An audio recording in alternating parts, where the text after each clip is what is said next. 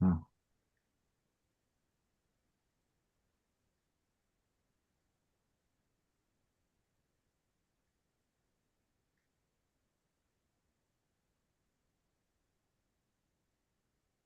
We're on Facebook. Let me shut the record.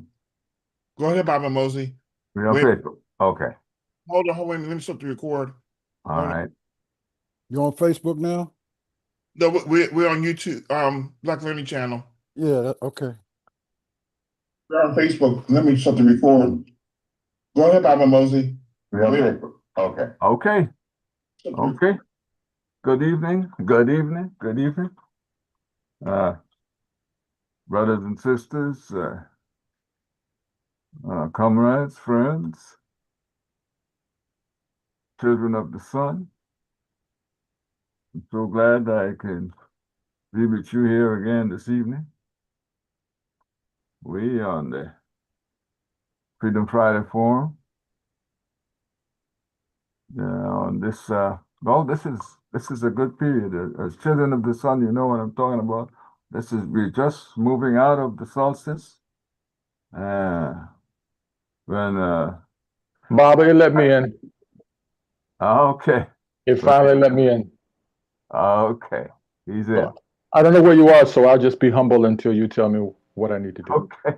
We're just starting. All right. Okay, so we're just moving out from the longest days of let's say the days of long daylight. We are now, as the Earth uh, realigns its rotation around the sun, to move toward shorter days, but going right into summer and heat. I know you, as children of the sun, this shouldn't bother you at all. We are at a good time. Warm days here in North America and elsewhere. That's just to let you know that we are coming out of Washington, D.C. And we tonight, our program on Freedom Friday, Freedom Friday Forum, we have our guest presenter, Dr. Nyana Corporacion, and he's going to be dealing with matters, Dr. Coco. A lot of things are happening in the world today, and we're going to deal with some of those things so that we can embrace our collective spiritual identity to rise above religion. But before we get into any of that, let me do our usual UNIA CLRC 2020, our rituals in starting our program. We usually start with the official UNIA pledge to the flag. So be quick. I commit my body, mind, and spirit to the protection, defense, and security of the red, black, and green. I dedicate my life to the redemption of Mother Africa and the liberation of her scattered black children. I accept for myself and my descendants the teachings of universal African nationalism, and I promise that our children will be instilled with the purpose and knowledge of themselves as African people, in order that the cause of our struggle will neither falter nor fail, until all black people are free and united through one God, one aim, one destiny. And even if it's the first time you're here and you've never heard this, some people are yet to know what the UNIA is all about. But it's in our Constitution. It comes right off the preamble to make it short.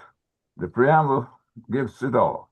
The Universal Negro Improvement Association and African Communities League is a social, friendly, humanitarian, charitable, educational, institutional, constructive, and expansive society, and is founded by persons desiring to the utmost to work for the general uplift of the Black and Negro peoples of the world. And the members pledge themselves to do all in their power to conserve the rights of their noble race and to respect the rights of all mankind, believing always in the brotherhood of man and the fatherhood of God. The motto of the organization is one God, one aim, one destiny. Therefore, let justice be done to all mankind, realizing that if the strong oppresses the weak, confusion and discontent will ever mark the path of man. But with love, faith, and charity towards all, the reign of peace and plenty will be heralded into the world, and the generations of man shall be called blessed. Therein was the preamble of the UNIACL, and I hope you got it all. I know it's a lot to absorb, especially at the rate I was reading. So hopefully you got it. If it's the first time you've heard it, I will recommend that you check it out online somewhere where you'll find the Constitution of the UNIACL. Now, this is the Freedom Friday Forum of June 27th, 2025. So glad again to have you. It's a very personal thing for me to have folks coming on and sharing this period of time when we discuss things, when we share things in our mind, and we help to educate, we help to expand, and we help to grow with the love for each other. All right. And we have as our presenter, I guess tonight, Dr. Racion, who is a regular with us. And I hope he will be a regular with us for a very long time, because he has a lot of knowledge, and he's one of those people who, as a teacher, he has a lot of experience in teaching, a lot of experience with the subject matter of psychology, and he can tell you himself what he does. He's not too fussy about all that, but he does have information for you here tonight, dealing with how we can embrace our collective spiritual identity. So, Dr. Racion, whenever you are ready to bring forward your presentation, I will hand this over to you right now. Hotep, I'm hoping that my audio is coming in okay. Obviously, you knew I had like a delay in actually accessing being online. Is my audio coming in clearly? It's coming in, yes, sir.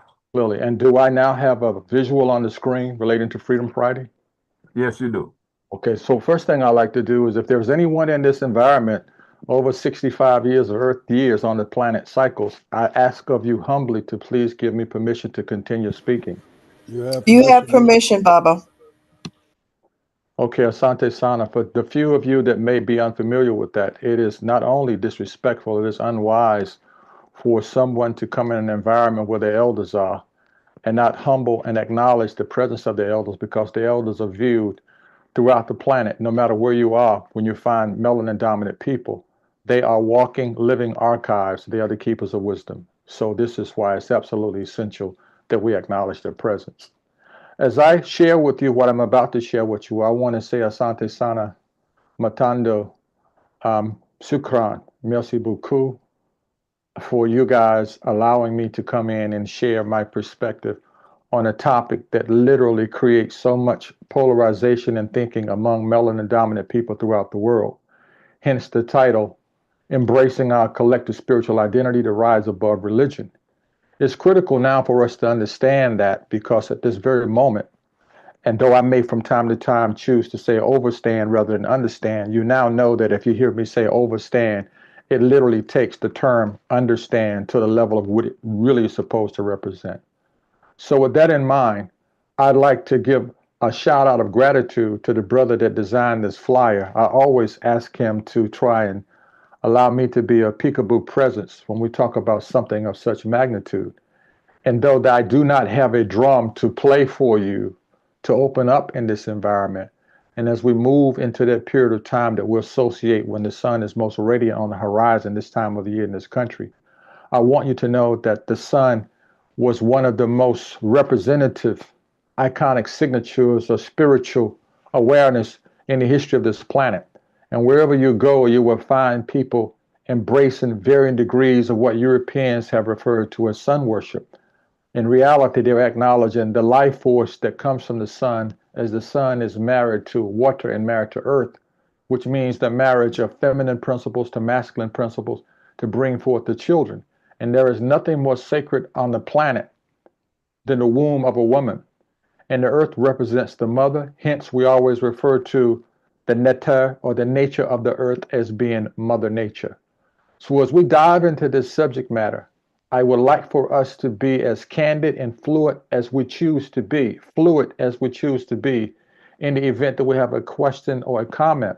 I, however, would suggest that if you have a comment that you might perceive to be a little lengthy, put your question or your comment in the chat, and then we can dive back into it, and or you make a personal note.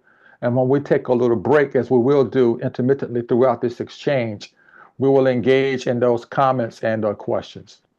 You will also note that I've highlighted on the screen for us what's been identified as the major religions of the world. Momentarily, I'm going to do a peekaboo acknowledgement of some of those belief systems that we do not necessarily formally recognize as a religion of the world, yet the reality is they play a substantial role in the identity of melanin-dominant people throughout the continent of Africa and throughout the diaspora. So as we move forward, you will also see on the slide, it's probably on your left, the gentleman with the djembe drum. And this is a joke for one of your visitors. That's djembe with the D, but the D is silent. I'm sure the person is fully aware with whom I'm speaking. You'd also take note that you see the people in the white behind the brother in the djembe drum, and you will see the sister and the brother riding the lions on the bottom of your screen, and you'll see elders at the bottom, and you'll see the wisdom walkers, and you will see that which has given birth to the entire planet, Mama Africa, Alkebulan. So again, that's the reason why I am giving a shout out to the brother that designed this flyer. Now, I'm not going to go into any detail talking about any of these particular well-known iconic belief systems. I will sample from a couple of them. And the couple that maybe three of them I will choose to sample from will be those that relate more specifically to spirituality than those that relate to a particular codex of religious beliefs. For example, you may think of when you see Shintoism on the screen to the right is covered up by how I have my screen formatted. But you'll see this little shrine. I have my cursor in front of it now for Shintoism. And you will see Taoism, and you'll see Hinduism. You'll see Buddhism. All of these particular belief systems pay incredible homage to their ancestors. They do not do anything without acknowledging their ancestors. However, the ones that have us polarized in this country, classic Christianity, Islam, and Judaism. Now be mindful. I'm going to talk about some other belief systems momentarily, and I'm going to specifically speak to how critically important it is for us to understand what you see highlighted down here in gold or orange. Spirituality fades beneath the label of religion. Spirituality fades beneath the label of religion. And this is just an acknowledgement of the beauty of how this brother has pulled together all of the iconic symbols that represent the belief systems that are peculiar to melanin-dominant people on the planet. And contrary to popular belief, classic Coptic Christianity was also embraced in Alkebulan or ancient Kemet, but they were not referring to it as Christianity. We will talk about the belief systems of the Kushites momentarily if it does come up. On the other hand, I want you to know that these people that you see draped in cultural garb, they aren't dressed these particular outforms or displays of their essence just because this is what they wanted to wear for the season. Typically, when you see melanin-dominant people in the islands, I don't necessarily mean like the islands that are closest to North America, like Jamaica and Trinidad, Tobago. I'm talking about the diaspora, where you find people in the Polynesian islands, where you find people in Madagascar, where you find people in Hawaii. Those individuals, those people, the Samoan people, those individuals have a profound connection with Mother Africa.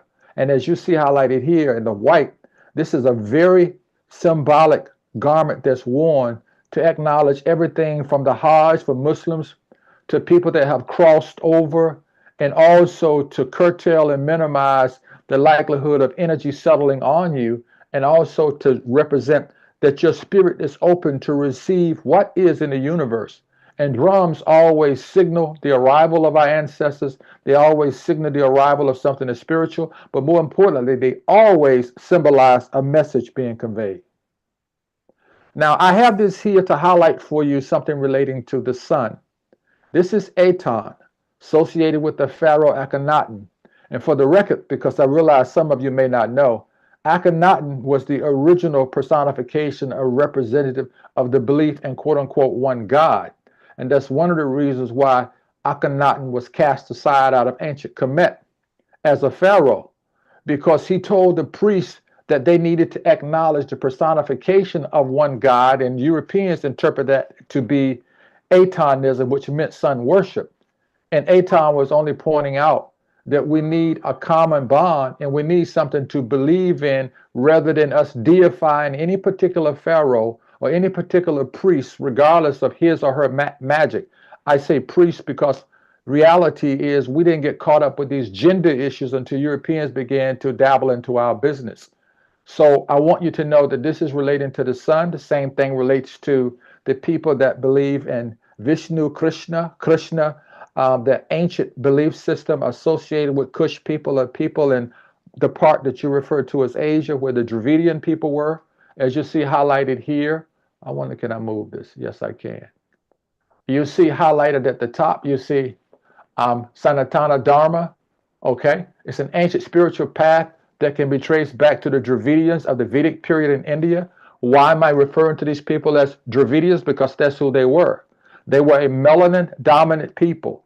They were a brown people. They were people that looked like anyone you could easily find riding the Green Line in Washington, D.C., with the exception of the classic stereotype that most people in the DMV still embrace, regardless of age, a dark melanated person or a black person with so-called good hair, because their hair was darkened and it did not actually coil and curl on their heads the way most of our African people do and did, but it had to do with their diet and the climate and where they were on the planet. You also see highlighted here Om. Why am I highlighting these two before we start talking about religion and beliefs? Because these particular symbols represent the peak energy of energy tied to the sun, and more specifically the life force. And this relates to the different levels of energy undulating in the human body tied to the life force, intimately tied to chakras. Momentarily, we're going to dance with the issues surrounding religion. This is my foundation slide that I always use to talk to people about religion. And you may not realize it, but one of the most well-known iconic symbols of Western religion was the cross. And the cross was something that they used to basically ward off vampires. They didn't tell you that vampires really were literally tied to the bloodline of the people that are still now in power in Europe.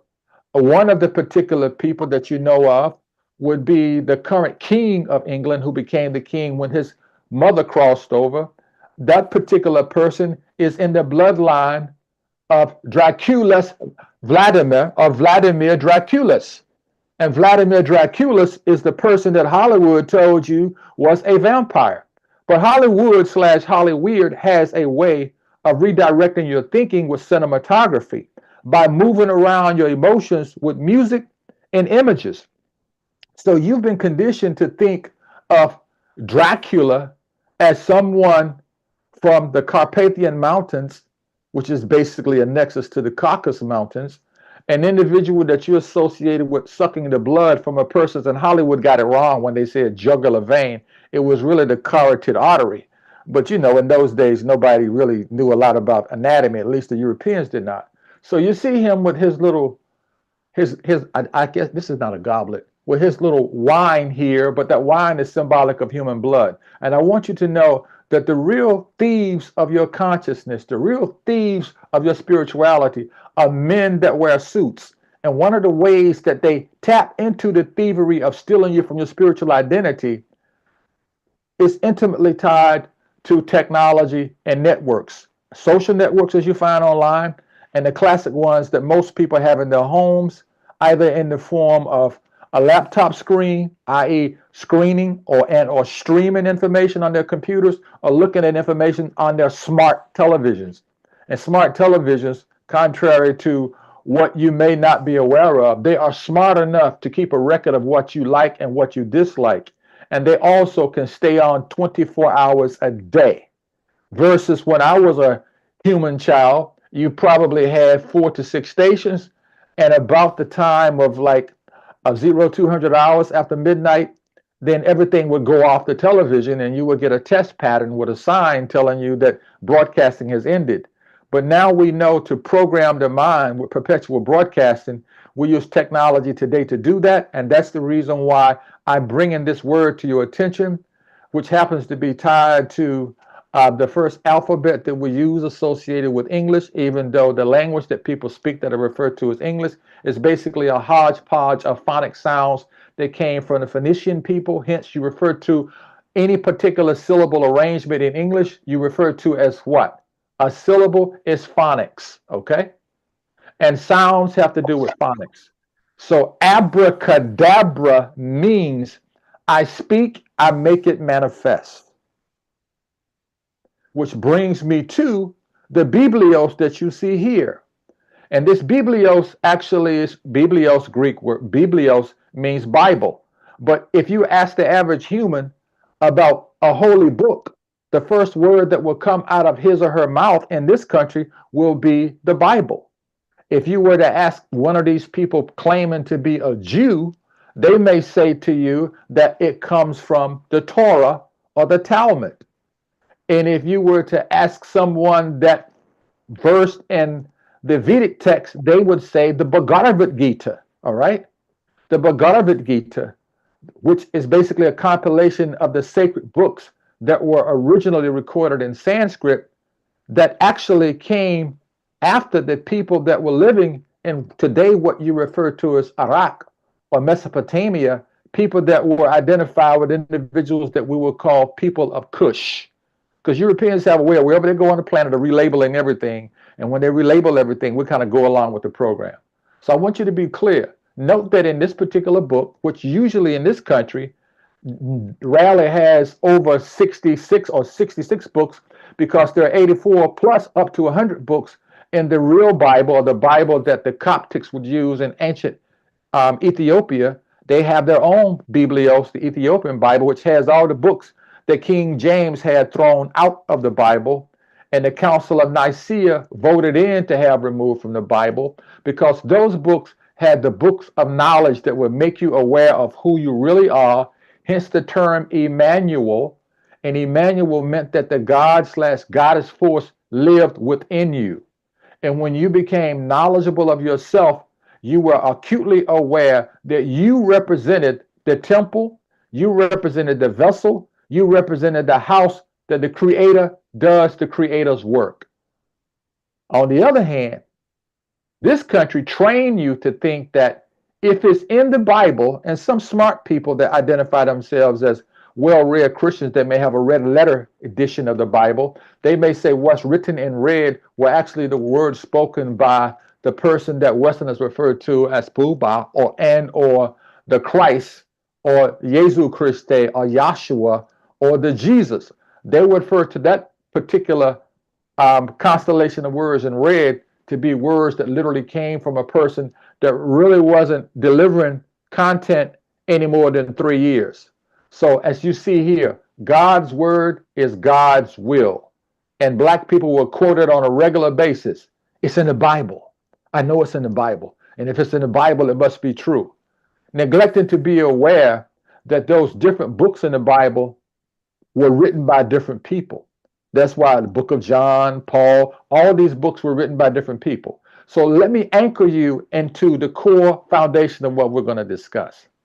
The word religion comes from the Latin word ligar, all right? Religar, to join, link, or tie back. Basically understood to mean the linking of human and divine or binding. But I want you to also pay attention to these hands that you see on these particular Bibles. They represent the swearing in of that brother who became the presiding chief of governance in the United States, Barack Hussein Obama, who happened to have been born in Hawaii, all right? And Barack caught I won't even begin to tell you the kinds of things they subjected that brother to. If that brother did one iota of the things that the current occupant of 1600 Black Lives Matter Plaza has done, not only would they have kicked him out of the quote unquote White House, they probably would have snuck in overnight and taken him out and done some ungodly things to his person. But as you know, you now have Trump as your chief of governance in this country. Trump, who's operating out of Project 25, and the average person is oblivious to Project 25. They actually think that Trump has that much power. He's operating beneath the rubric of individuals that have power around him, and those individuals are intimately attached to the billionaire club, who periodically will meet at Davos in different places on the planet to discuss the destiny of the planet and how they're going to govern the collective numbers of humans on the planet. So this is Michelle. This is Michelle when Barack was being sworn in the first time, and these purple gloves are when Barack was being sworn in the second time. And one of those Bibles is the Lincoln Bible, and the other one was Barack Obama's, or Michelle, their family Bible. But I want to put something in your head so it will not go away. Could somebody please tell me what this is on the pages of this Bible here? What is that? The 45 caliber automatic one. Someone, they know their weapons is 45, right? And you may not realize it. What the Native Americans were subject to when they were first introduced to our vanilla brothers and sisters. I call them vanilla brothers and sisters because they are, even though they're hybrids. And they are basically, I'll save that for a little later in exchange when I tell you what a human is. They came with their biblios, and they came with their weapons. They also came with a number of other things that microbiologists would have to explain to you in details. So they were not in search of glory, gospel, and gold. They were in search of the greed that they found in the resources here, because the queen had the audacity to tell these people that wherever there was land, all they had to do was drop a flag and declare it their own. Even after the First Nation people cared for them, fed them, sustained them, healed them, even though they oftentimes thought that they were the dead coming from the ocean, hence they received the name the paleface, because they had no color. And if you had any true knowledge of how they looked when they got off those ships coming to the shores of the USA, even though Chris was lost, and other than them bringing a variety of things that the Center for Disease Control would probably still be trying to classify today, and a number of other ungodly habits that they basically introduced indirectly and then directly to the First Nation people that welcomed them with open arms, food, shelter, and clothing. So remember, the nature of a particular derivation of humans, you cannot change their nature because their nature is peculiar to them. And I know vanilla people get upset with me when I say this about them, but all you have to do is look at the history of the planet and look at who has literally taken the lives of most of the humans on the planet, independent of the weaponry that they had and the independent of the weaponry they had access to. Is something very, very ungodly about people that Anna Marimba referred to as the Yurugu, which meant that they had a profound disconnect with nature and natural law. So that word again, I want to remind you, religion from the Latin word religare, meaning to tie back, to hold back, to bind fast, binding. Just so you won't think I'm leaving out my Rastafarian brothers, all right? Rastafarian brothers, they try hard to live next to the earth. They try very hard to at least pull from the text associated with the Ethiopian Bible. But because they tried to live so connected to the earth, that's one of the reasons why Bob Marley and Peter Tosh had to make a standing song about the Rasta man trying to live next to nature. But how can you live next to nature when everything around you undermines you living naturally? You cannot live a natural life if you're in an environment where you're subject to unnatural things. there were things done to your brothers and sisters that were so inhumane and atypical, not atypical, ungodly, like for humans to do to others, that the particular people that were doing these things to your roster brothers, these individuals were also subject to the same kind of punitive behavior that the original Hebrew Israelites were subject to. And for my brothers that are Hebrew Israelites, I want you to know that some of those tribes that you associate with the original people, we're not going to go into details about that because that could be an entire lecture all by itself. But I do want to point out that some of that symbolism is related to the constellations of the zodiac and the kind of energy associated with different people tied to those particular signs of the zodiac. I just wanted you to know that I'm not forgetting that. And I also want you to know that you cannot talk about religion or belief systems without acknowledging those systems that are not recognized by mainstream Americans. I also want to point out that the original Kabbalah was basically something developed under the Zohar or the text by the original Jews on the planet who were of those particular bloodlines that were associated with the original Hebrew Israelites. And they had a system of knowledge that represent the application of information and not to be tied down into classic Christianity. For example, I bet you are unaware of the fact that Jews do not celebrate Christmas or the Christ Mass. They celebrate Hanukkah. As a matter of fact, it's not out of the ordinary to find a Jewish male over the age of 40 playing Santa Claus in some mall in some major city because he is aware of the symbolism of us associating December 25th, which related to the winter solstice, which related to when the days would be shorter during the winter, just like the days are longer during the summer. Back to the symbolism I originally introduced you guys to when we talked about the sun and sun worship. It wasn't sun worship, it was sun acknowledgement. And sun acknowledgement, Westerners had the audacity to tell you that the personification and the manifestation of God was literally captured in Jesu Christe, the Christ. But the God does not have a quote unquote gender. The God basically, all right. The God would be associated with energy that we would refer to as the Tao, the yin and the yang, or God, goddess energy, or Oshun energy, or water energy, and fire energy simultaneously. So that's some European crap when they tell you that God was a man, or Eve came from the rib of Adam. That's actually a symbolic analogy of how humans came on the planet, but it has very little to do with Adam and Eve representing the first humans on the planet. It has to do with the metaphorical symbolism of the energy incarnating on planet Earth, manifesting through woman and man merging, hence the word woman, womb.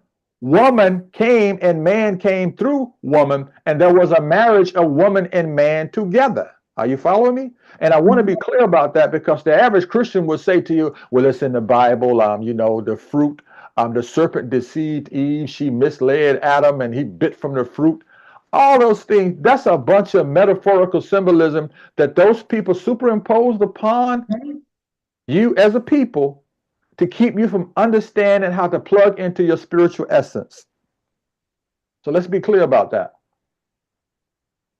Later, you're going to see, because I'm not going to take you through a detailed A, B, C, D, E, F, G lecture. We're going to take a break and deal with some content. And we're going to talk about the power of music, the power of vibration, which relates to you waking up your chakras in your body, and how this particular one at the top of the actual Om symbol represents energy, and how that energy is epitomized at the crown chakra in the human body, more specifically the human brain, and how that relates to the pineal gland. We're going to take a taste of that information momentarily, but I want you to know that spiritual, i.e. coming from spiritus and Latin, it meant breath or soul, which was tied to the life force that your brothers that were born to the Dravidian family clan, all right, or in your Asian brothers refer to this same life force as chi, and your Dravidian brothers will call it the prana, which had to do with the most infinitesimally small vibration quality of energy that imbued and gave life to a carbon-based life form. All right. So though I'm not going to take this apart for you now, I will highlight for you that the actual mantra, a symbol for Om, represents the different chakras in the human body, the different states of awareness. And in about 3 minutes, I'm going to tell you how these people consciously decided to manipulate your consciousness by playing frequencies and doing certain things to keep your brain in an altered state. And that altered state is an alternate state of your natural state of being, which is awareness. I refer to it as the lullaby trance. For example, you see theta here. When your mind is in a theta state, it creates strong visualization, taps into intuition, and unlocks wisdom beyond the usual conscious capabilities. And delta is the realm of your conscious mind and the gateway to the universal and collective unconscious. I'm going to talk about these things momentarily, but I just want you to know that when we talk about spirituality and religion, I want you to know that spirituality has to do with vibrations of awareness and consciousness, whereas religion is designed to keep you in a certain state of consciousness, which oftentimes I will capture momentarily in a slide coming up to give you a better visual. I also want to give a shout out to brother Kaba Hiawatha, all right, Kamini, because this brother is a genius. I would recommend that people would choose to take a deep dive into getting a very good understanding. You can take a peek into what Baba Hiawatha says when he talks to you about spirituality before religions. And he talks to you about the spirituality being a science. And if you didn't know it, the word science is attached to an ancient Kemetic word like seer, which the brother represented in his book, The Huseer. What's the brother's name that gave us the foundation for Kwanzaa? What's the brother? Maulana Karanga. Okay, Maulana Karenga. There's a book of the Huseer. And the Huseer had to do with consciousness, but it had to do with certain thematic content that you would associate with Proverbs and Psalms. The ancient Kemetans or Egyptians, they knew that the phoneme or the SCI, also synonymous with seer, psi, that particular term related to being aware, being in touch, but it's a science behind that, which means it's a structured way to make sense out of reality. But Europeans didn't understand spirituality for one reason. They brought their mundane tools to the table trying to measure that which cannot be measured. They attempted to measure, there was a period of time in this country in the late 60s and the 70s when people had something called KIRLIAN, Kirlian photography, and they would try and photograph the energy grid around a person. Now, any Reiki master, person that does Reiki, can tell you that the chakras and the energy grids in your body is intimately tied to what your brothers in ancient Kemet and ancient China associated with the meridian system in the body, which overlaps your chakras in your body to create acupuncture points throughout your body. And so these were brown and black people. They knew this. They practiced that on a regular basis. But as you know, you break the word history down, you will get a version of the truth which does not represent the truth. That's why they refer to it as a version, version. And that version means people have taken verses and attached emotions to those verses to disconnect you from the truth. Hence, they tell you it's stuff coined by, I don't even know how to describe these individuals that masquerade as humans, old Caucasian men. That's why they refer to it as his story, because he would give you his version of information that he could not interpret. So as I've been telling you all along, religion binds you. And when it binds you, you have no idea that you are now under the influence of religion. And today you may not realize it. You basically become digital puppets. We have algorithms now to literally tell your brain where to go. And so when you see these strings here, don't think about a marionette puppet. Think about Anansi's web, the World Wide Web. That is the new puppet master. That's one of the reasons why the vanilla brother, the orange man, Trump, has begun to try and introduce legislation to tell you that you can no longer find certain databases online And if you go to specific places that they have agreed for you to have access, they will tell you this is where you go to fact check. And if you go to a place that's built upon lies and deception, thinking you're getting facts, at least Wikipedia had enough respect to let you know that this is a peekaboo drop of knowledge, may not necessarily be accurate. I invite you to cross-reference it from time to time. But these people are telling you, go online and you can get information. You can go online and get disinformation. And you can go online and find yourself caught in the algorithm and not be able to get off of line, because the algorithms will guide you through specific arenas of the illusion of thought. And before you leave, it would have already scanned where you spent most of your time scrolling, and then you would be getting reminders to go back there. In psychology, we call this priming. But when you look at it in neuroscience, it's beyond priming, it's neuromarketing. We've actually bypassed your consciousness and taken a deep dive into your brain to send you exactly where you want to go. I guarantee you the average person using GPS to travel, if they started seeing signage on the freeway that contradicted what Siri was telling them, or Wave was telling them, they would find themselves in a dilemma. They would be like, wait a minute, these signs say this. Maybe they're doing something. Maybe Siri is not up to date. And I know some of you have driven somewhere and Siri may have said, take this turn, your left turn. This is your left turn. And it's not even a damn street over there. Okay? And you're like, yo, Siri, what's up? She said, rerouting, rerouting, rerouting. Because you believe the technology. And the irony of the technology is we have overwritten your ability to think, and you now rely on the technology. So let me tell you what a human is. I have it written down for people that like to plug into it. And I know that my person is the first person to channel this definition for a human. That's why I have it written here. I have it in my slides. I usually do it in my classes because I want people to know that when you see something like this later, the Vanilla brothers and sisters didn't come up with it. It is stolen. It's intellectual property. Humans. That's all humans. That's why I refer to our Vanilla brothers and sisters as Vanilla brothers and sisters. For the record, the ratio of water in a human is almost literally identical to the ratio of water on your planet when you're healthy. You know, you have at least about 3/4 of your planet is water. And the other fourth, I would just say like maybe about 30% is literally what you call land mass. So let's look at a human, because I usually say it fast and swiftly. So I want to break it down for you. And I'm going to remind you that these particular elements here, they constitute the foundation of what makes a person a human. That's why you see here 65, and then you see 9.5 added to it, and hydrogen and oxygen combined gives you water. All right, that's why you see it up here this way. Now, humans, hydrocolloidal, carbon-based, pseudo-autonomous, sentient, photobioelectromagnetic transducer, aerobic type, eumelanin dominant, pheo or mixed euphemelanin, bipedal cerebro-driven life form of organized colonies of bacteria.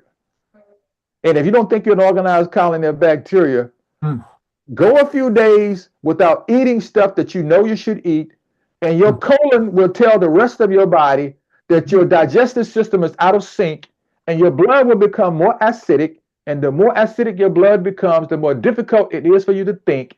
It's a reason why during the spring, it's a reason why during the holiday season, that period of the month to acknowledge your First Nation people that Europeans have the audacity referred to as Thanksgiving, they literally will tell you that the reason why you're in such a bad mood and you're so out of it, what do they say? You're just full of SHIT.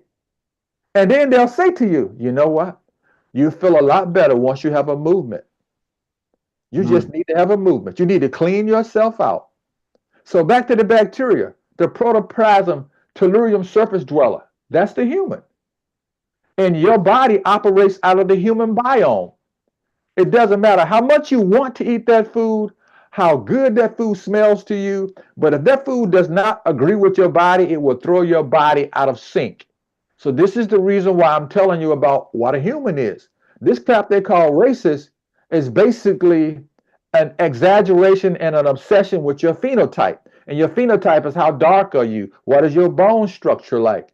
How much melanin do you have in your skin? And all those things are climate driven They're related to where you live for millennia and related to the type of dietary practices that you've had, that you've been subjecting your body to. So I want you to know what a human is. And another lecture, I will tell you about oxygen, carbon, hydrogen, and nitrogen relating to the astrological signs. Like nitrogen would be related to your fire signs, which would be actually tagged in your solar plexus, Aries, Sagittarius, and Leo. And where you see hydrogen would be attached to your belly button, and hydrogen would be attached to what? Hydrogen would be attached to your water signs, and your water signs would be Cancer, Scorpio, and what's the other water sign? Pisces, all right? Jeez, yeah. And then you move up and you find in your thoracic cavity, all right? And your thoracic cavity is associated with air, i.e. oxygen, and the thoracic cavity is associated with your air signs, Aquarius, Gemini, and Libra, okay? And for those of you that were wondering, did I leave people out? When you get down here, well, they have C highlighted here, but it's down here, carbon, because you're a carbon-based life form. Those are your earth signs. That would be Taurus, Virgo, and Capricorn. And I want you to know, this is not something that I came up with. This is something that your Dravidian brothers knew about millennia before our Vanilla brothers came out the Caucasus Mountains, or the caves. Now, back to religion and spirituality.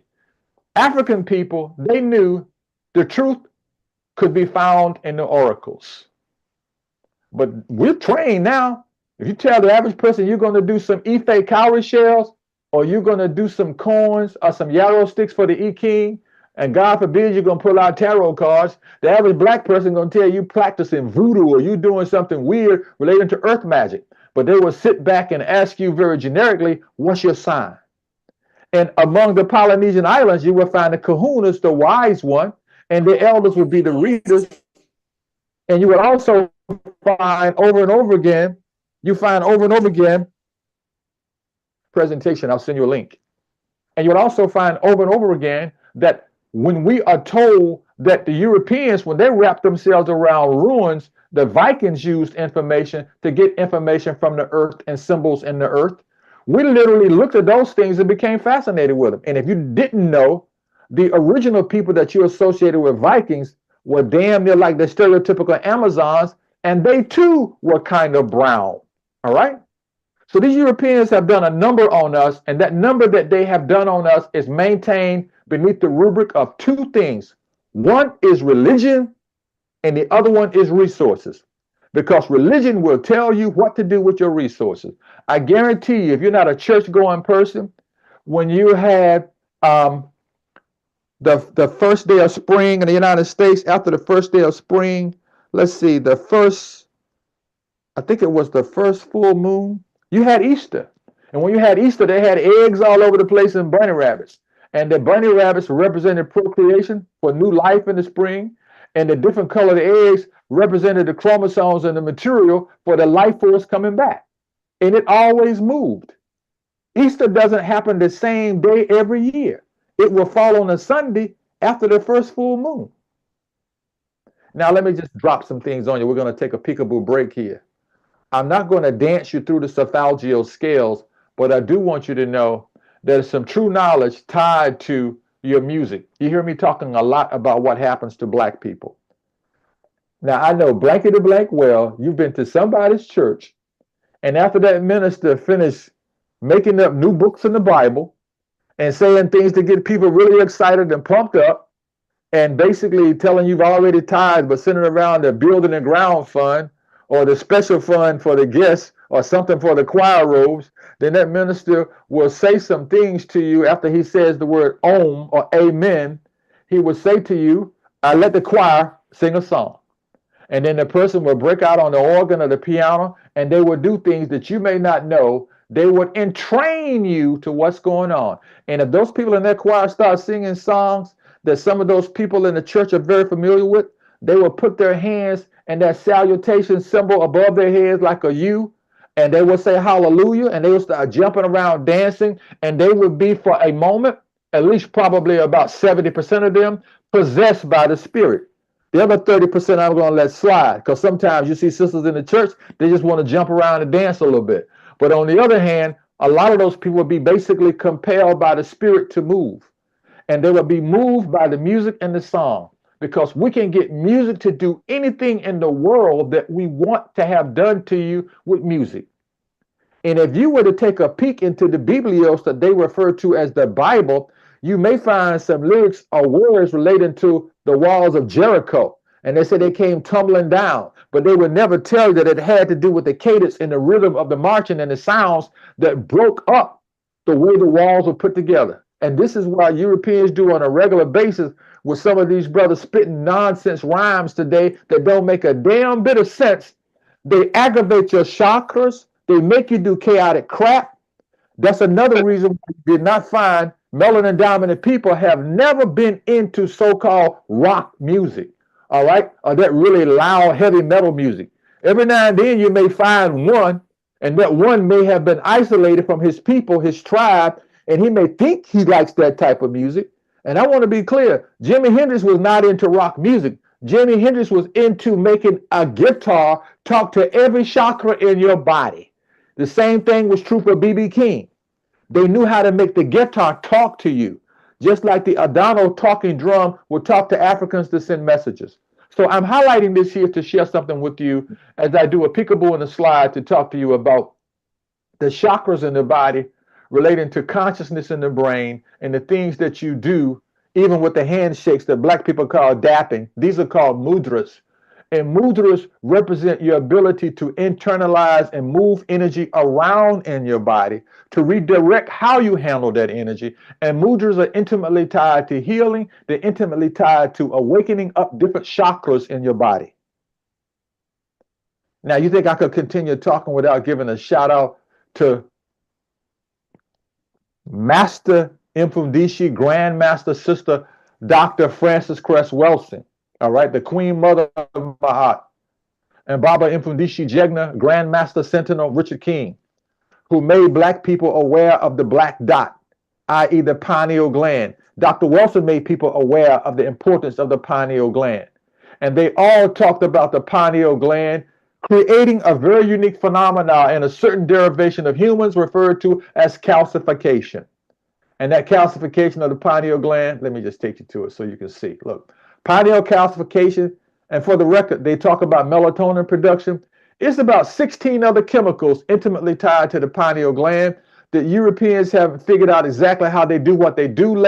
I'm going to talk to you about one of those briefly when I talk to you about DMT, but I just want you to know that this came out of the journal Molecules, 2018, February 23rd.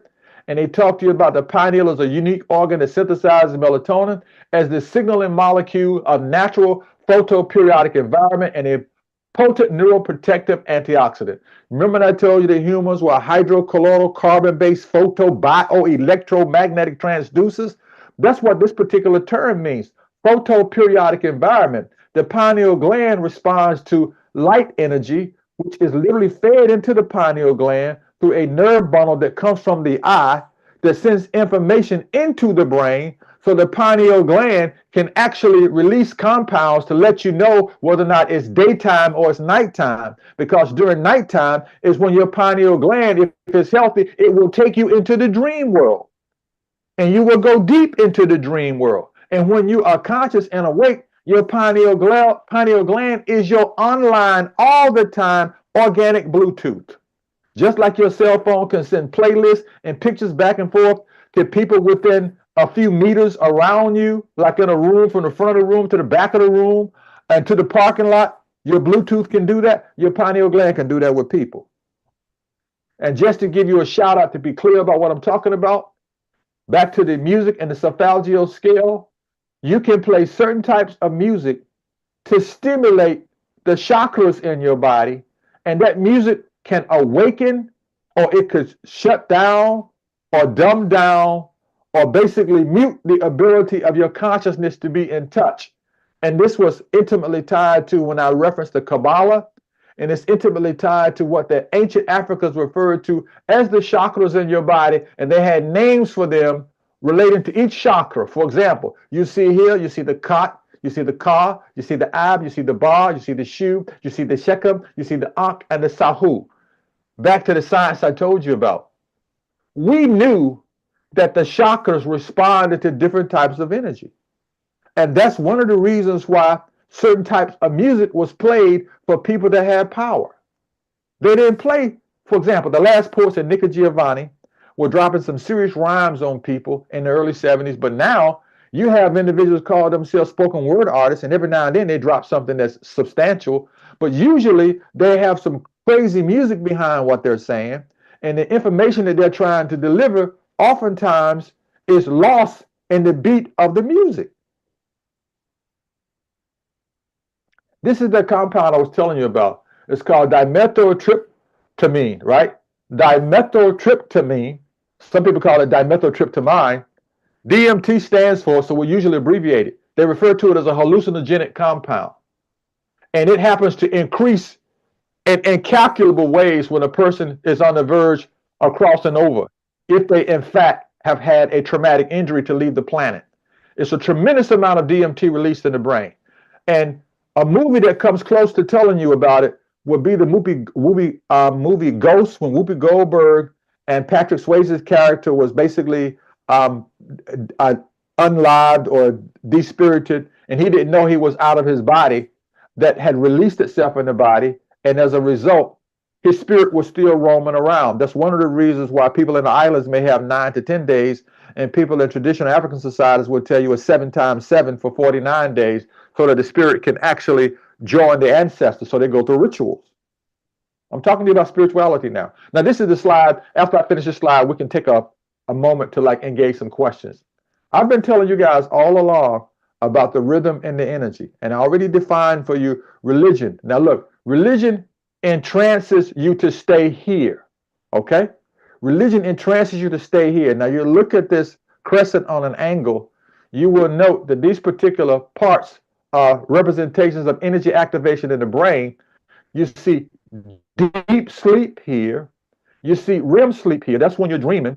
And when you're dreaming, things can be so vivid in your dreams that you're almost at a state of being awake. So you can see this when the person is awake, their consciousness. And when you're dreaming, kids do a lot of it. Kids do what you call daydreaming. You could be talking to a child and you can ask the kid, where are you? So I have a lot on my mind. I will actually, if you ask a kid that's comfortable talking to you, he may say, I was thinking about when I was playing with my friend and how I knocked over his or her pop and how I felt about it and how I wanted to get them another pop. All right. Old people do a lot of this too. Contrary to what you may think, when they have different degrees of dementia, Alzheimer's, it doesn't mean that they still cannot process information. It just means that it's less of them preoccupied with the physical body. And because less of them are preoccupied with the physical body, their mind roams. They just roam all over the damn place because the frontal lobes are not engaged with the real world. They have their own world inside of their head. And if you come and address them properly, you can guide them back. But if they have a different type of dementia, which undermines the function of the frontal lobes, they may become antagonistic. They may not censor their words. They may say a whole bunch of crap to you that they don't usually say. And as you ask them a little later, they will say, yeah, I know I cursed at you. I didn't really mean it, but I'm old now. I can say what the hell I have on my mind. Are you following me? And older people, unlike little kids will do the same thing because their frontal lobes haven't developed yet. And in the older people, the communication to the frontal lobes becomes diminished if they have pronounced dementia. So they don't sense what's going on, and they may not sense what you call danger. As a matter of fact, you can talk to some old people, and they may be talking to you, and you'll say, something's wrong with grandma. She keeps having conversations with granddad. But you may not realize grandma's talking to granddad about what it's like on the other side because she's about ready to join him. And if you talk to some old people before they cross over, a lot of times they'll tell you like, bye. They may not say bye usually. They might say, I'll see you again. But when they start giving you coded language, they're already telling you, I'm about ready to leave this physical world. Now, when you tune in to what I have highlighted here, look at when you're under anesthesia. Look at when you're in a deep sleep. And when you're in that deep sleep, like you see here, theta, your brain is less active. And your brain is less active, more information can come to you from the other side. And if you've been eating a bunch of junk foods, your brain may be hyperactive and you do a lot of dumb SHIT crap. because you have a sugar high, and sugar is toxic as hell to the human brain. The brain only takes one type of sugar that it will make sense out of. It's called glucose. It's like sugar that has been refined that the brain can say, I need this kind of sugar to feed the cellular matrix in my brain. If you were to take an exam and you were drained and really tired and you were not properly hydrated, that damn exam would be more draining than you running around a track field. You may wind up with a headache because you don't have enough water in your body to deliver those micronutrients to your brain.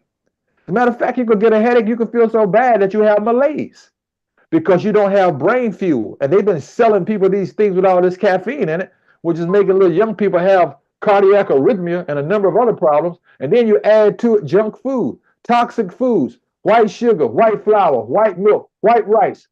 And God forbid you have a fixation on some of those things they call nuggets at Mickey D's and some of those other foods that could live longer than you could live if you just wrap it up in foil and put it in your pockets because they have preservatives in it. And so when you're eating this type of food and drinking jacked up water, guess what you're doing? You're undermining the pH balance of your blood. And where you see that crescent, you're making yourself more prone to not be in touch with reality. I'm sure you guys have heard weird stories about people getting in a fight at Popeye's fried chicken over the fried chicken. And you probably saw that movie with they cloned Tyrone and they start talking about what they're putting in the food. And when I tell you they're putting stuff in the food, I mean it. Now, one thing that Kennedy dude is doing, even though he's extreme, he's telling these folks, y'all really need to kind of ease up on poisoning these people with these jacked up things in the food. But when he started talking about vaccinations, which impacts pharmaceutical companies, they're like, hey, look, slow down, bro. You're messing with big mega bucks here. And when you mess with mega bucks in a capitalist society, you get on people's lists. So even though I just told you this about your consciousness, wait till I show you the brain waves, because this is where I told you we were going to chime in at. This is the part of your brain, the gray matter, that allows you to make sense out of a lot of things. The white matter is the part of your brain that allows you basically to like stay alive, all right? You know, it allows you to do what? It allows for sensory information, the heart, all those types of things that you need to breathe, things that you need. But this is the part where the thinking comes in. But let me tell you a secret about your female counterpart. I know I saved it. Look, you see how sophisticated a woman's brain is? Now look at the male brain, all right? They talk about the gray matter. Now look at the white matter in the female's brain. That means that she has to multitask and do a lot of things. But let me share with you how the universe has made her such a bad being on the planet. Guys are like about 15, dancing at the peak end of kind of going through puberty. Girls oftentimes, and unfortunately because they're not eating food from McDonald's and a lot of these foods that the animals have been fed steroids and a number of other things, they may have an early menstrual cycle. But notice that their brain develops a lot earlier than guys' brain. They're usually 4 to 7, 8 years ahead of the brother in terms of the brain developing. And here's the secret. A woman's brain has to be much more sophisticated and developed than a guy. And the reason why is because, you know, brothers, we got more game than Mattel got toys. You feel me? And we run more lines than Amtrak has rails. And so women have to be mature enough to handle us. And they are, quite frankly, much more sexually resilient than all of us. You'd be surprised how many brothers that died in the damn hospital from cardiac arrhythmia for trying to make a cocktail out of gin, Cialis, and Viagra, you know, because a woman technically is always ready. You feel me? And what you may not understand is she has to be ready because, like I said, we have enough crap with us as men, oftentimes not literally tied to being a man, but trying to be a man in a society where a manhood is basically governed by his ability to turn over income and his sexual prowess or his tangible resources. But that's some European crap. In traditional African society, you had to be wise and knowledgeable. You had to be kingly-like, all right? Now, I want to put this in the equation so people can know, so we can chat for a moment. The UNIA, the United Negra Improvement Association. Negra meant black.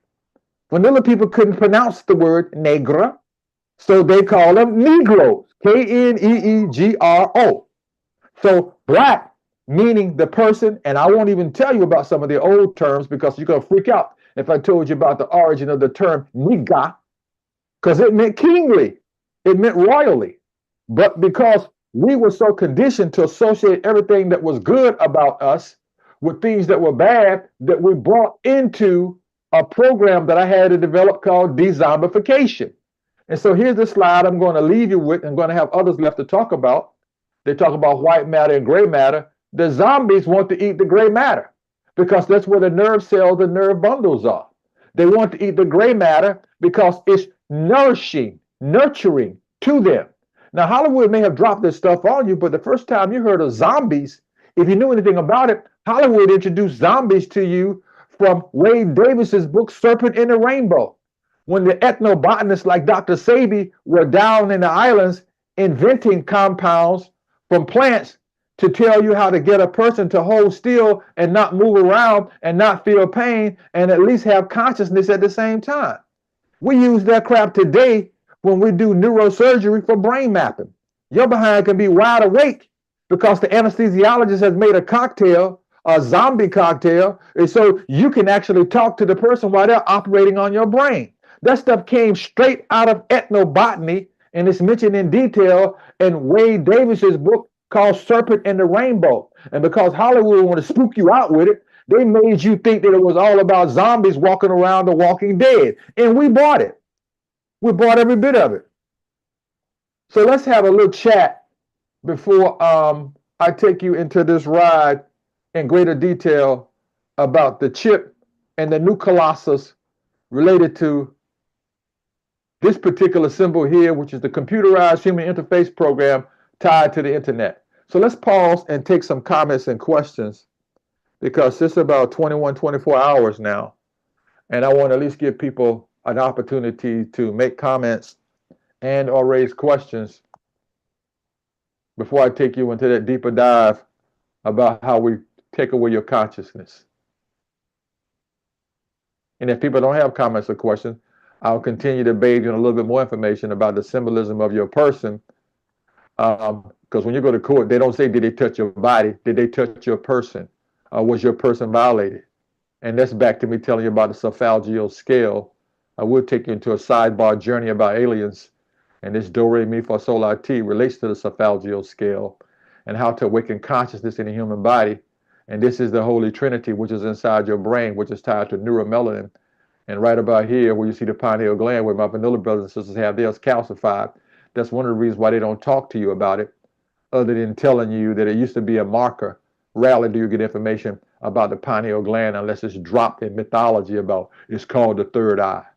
So do we have any comments or questions at this point? Yes, sir. So going back to this is going way back here. The abracadabra I speak and I make it manifest. Mm-hmm. It's the first time I've heard that that has something to do with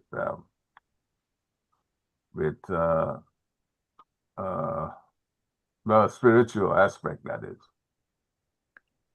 Well, let me give you a little bit of feedback on that.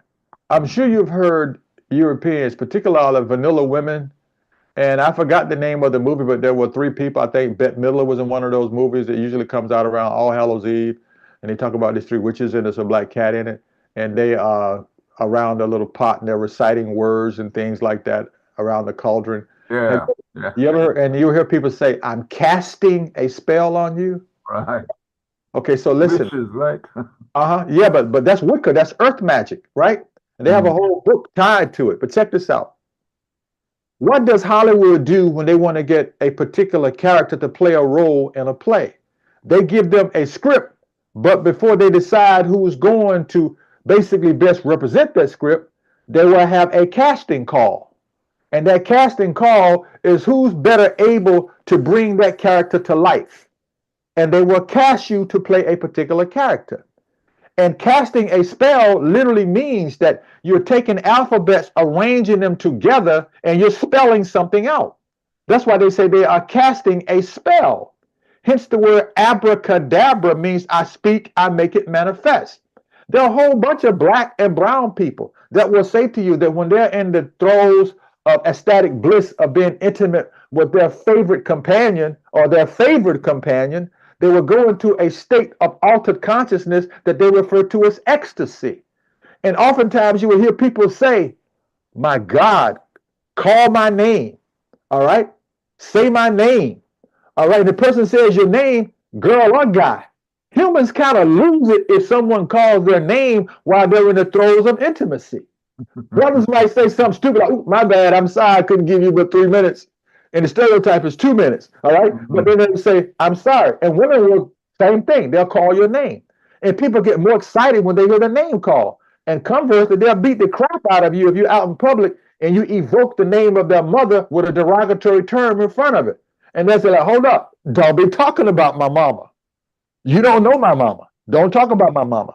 And then they will jack you if you evoke some spiritual deity or some term and say something like, I won't give you the terminology, but they'll say, you call me out of my name.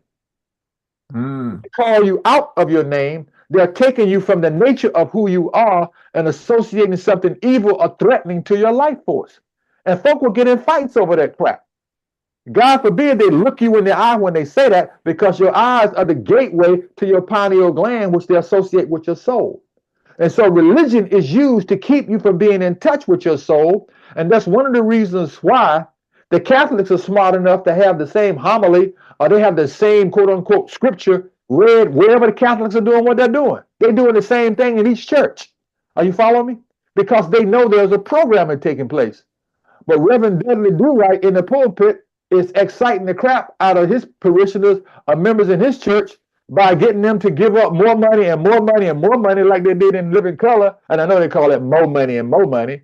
And they also take it to the level of saying stuff like, you know, if you believe in God, you must tithe and give your money to the church. And church doesn't mean anything other than when a group of people get together and have conversation. You don't need the structure. But some of these gospels of prosperity ministers will tell you in a heartbeat, if you don't have any money on you, you can go downstairs to the ATM machine. And if you don't have any money on you, if you got your checkbook, you can write a check. And if you are in doubt, if you got a debit card, Sister Full Bosom can come over and we can scan your debit card. That happens in those churches of the gospel of prosperity. So words have power. And when ministers in the pulpit reciting scripture and pronouncing books from the Bible, the average black person will go, he certainly knows his Bible. The minister preached a good sermon today. He had us rolling. And then you add that music to it, and the humming and the singing and the moving around. Now you have been entranced. You are now under the spell. Hence the word abracadabra. I'm casting a spell on you. A sister could come up to you and say to you your name, and you didn't even know she knew you. And she could pronounce your name correctly.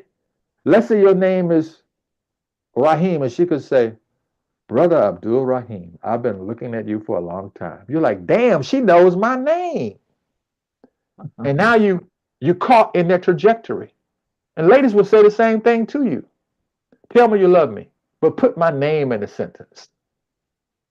So abracadabra, and I told you, English is not really a language. English is a hodgepodge of phonics taken from everybody else's language. If you look at the etymology of a lot of English words, you may find something that goes back to Greek, Latin.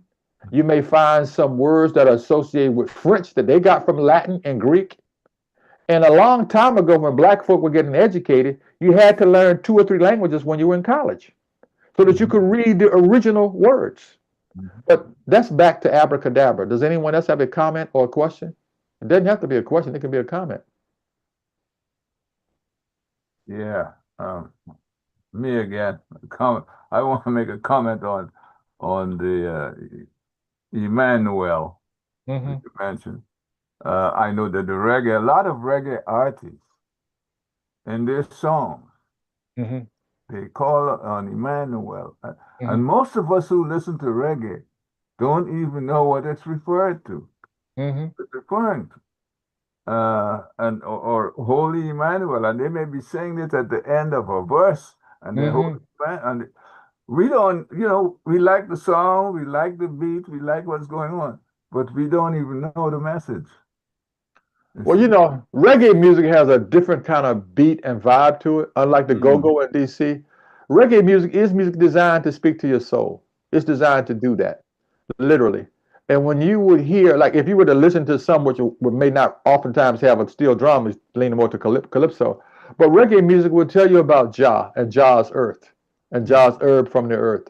And reggae music, Peter Tosh, Bob Marley, the Wailers, they all knew, and Bob was channeling a lot of information. Peter Tosh channeled a lot of information. Jimmy Cliff channeled a little bit of information. But what I'm getting at is when you say the music, Emmanuel means that the God is in you. And for the record, if you buy anything worth having in a mainstream cultural society, what usually comes with it? A manual. You get a manual in your car. And the manual for your car tells you how to do what? Take care of your car. And Emmanuel means that the God you look for is the God/goddess within you. But because Europeans separated God and goddess from each other, then people got into this toxic masculinity of thinking that women should do this and men should do that. But the fact of the matter is, it depends upon what the work is that needs to get done. And you can find men and women doing the work. But there are certain things, contrary to popular belief, that women can do that men are not able to do, even though these people are working on it now. Synthetic uteri. They're working on it now. They're working on unique levels of genetic engineering. And for the record, this is what my person put in one of my books tied to identity, your spiritual dharma, which includes all those things that we just discussed. And as it talks about your spiritual dharma, it talks about why are you here? Why did you come on the planet? It's nothing in African cosmology that says when a child is born, that child was born and that child did not want to be born. They will tell you this spirit has come back. You follow me? And they will tell you this spirit has the energy of this particular ancestor. This particular child can do things that this particular uncle or aunt did early on in life. And nobody taught that child how to do it. Have any of you all ever heard of this before?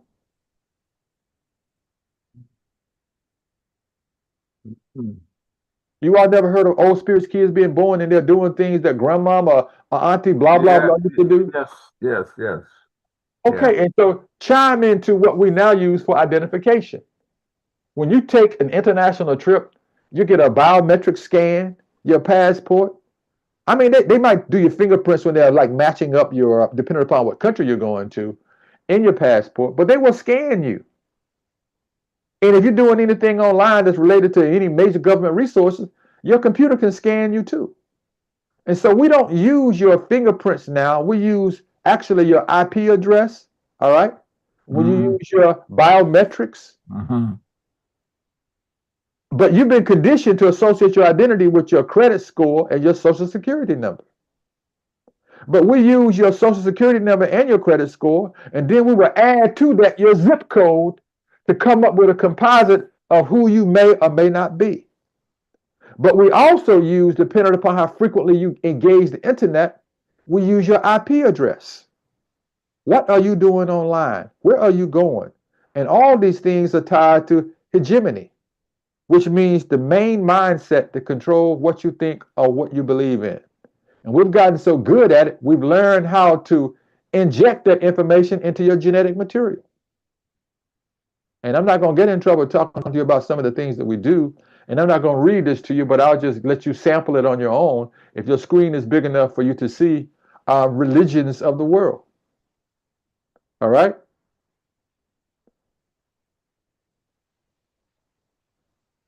Can you all see it? Yes, sir. I'm not going to shout it out online on Facebook, but you do know that religion binds you. You can see these chains. You see Judaism, you see Islam and Christianity. And when you become aware, you can seek the light on any horizon that you want. So this is why you get locked down with religion. I'm going to take you guys on a little space journey for a second. If you ever look at a movie called Close Encounters, you're going to see the people talking about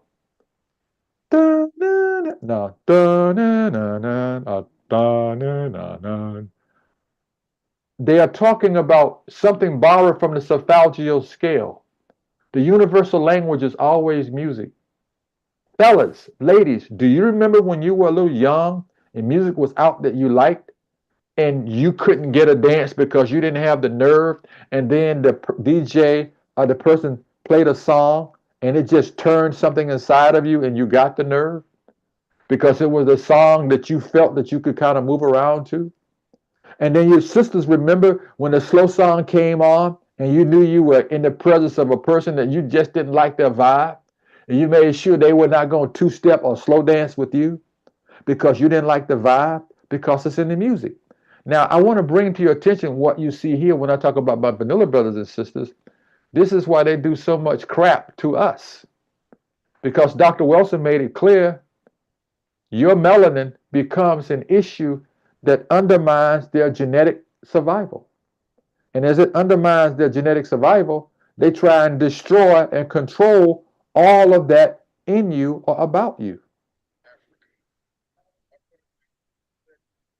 So just know that your religion can literally do several things. Remember, before, when we had a fundamental understanding of classic Christian beliefs, they came straight out of Egypt, and I was telling you about Akhenaten representing Moses.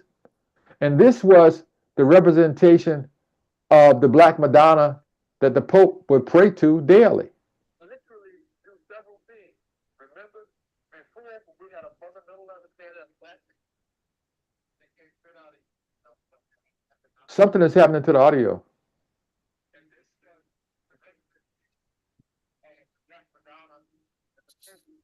You know, is my speech delayed now? No, I can hear you clearly.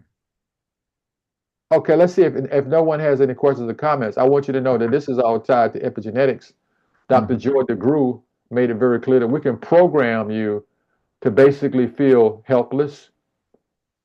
Like, I bet you, all of you guys that are grown men, you've had a moment, if you're over 40, that you've been driving a car and you heard a siren beside of you. Two things cross your mind. One of the things cross your mind is like, I know I didn't do anything. But if they stay behind you for a while, then you conclude like they're up to something.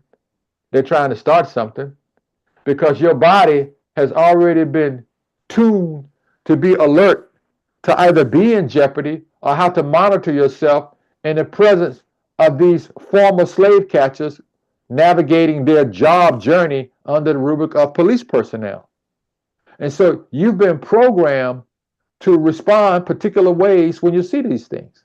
And then when you see how people get treated, you have a healthy anxiety that some people may refer to as paranoia. But you have a healthy anxiety, and if you're conscious, you know, look, I guess my cell phone's going to look like a gun. My Afro comb is going to look like a gun. If I move my hands from the 2 and 10 o'clock position on the steering wheel, it's going to look like I'm reaching for a gun. And if you're old enough to know and wise enough, you know to sit still and wait till that person come over. But if you're in a hurry to do something very important, you might have a surge of emotional energy inside of you. And then when you realize what you're dealing with, you might curtail that if you are conscious. Otherwise, you could put yourself in jeopardy by dealing with one of these. I don't want to say all of them are like that, but some of these people are just, they are who they are. All right? And they've been trained to not show you any respect. And this is that DMT I told you about, the spirit molecule. And when you leave the body, back to the prana, the chi, the life force. And this is how we program you, by making you decide that what you are looking at is relevant in your brain. And what you don't realize, your brain has already been conditioned to believe something is relevant when it may not necessarily be relevant. And when you hear it over and over again, you believe it. It's like if you get told a lie over and over again. And I'm sure you know the story about the naked truth. And the naked truth is hardly ever noticed because it makes people uncomfortable.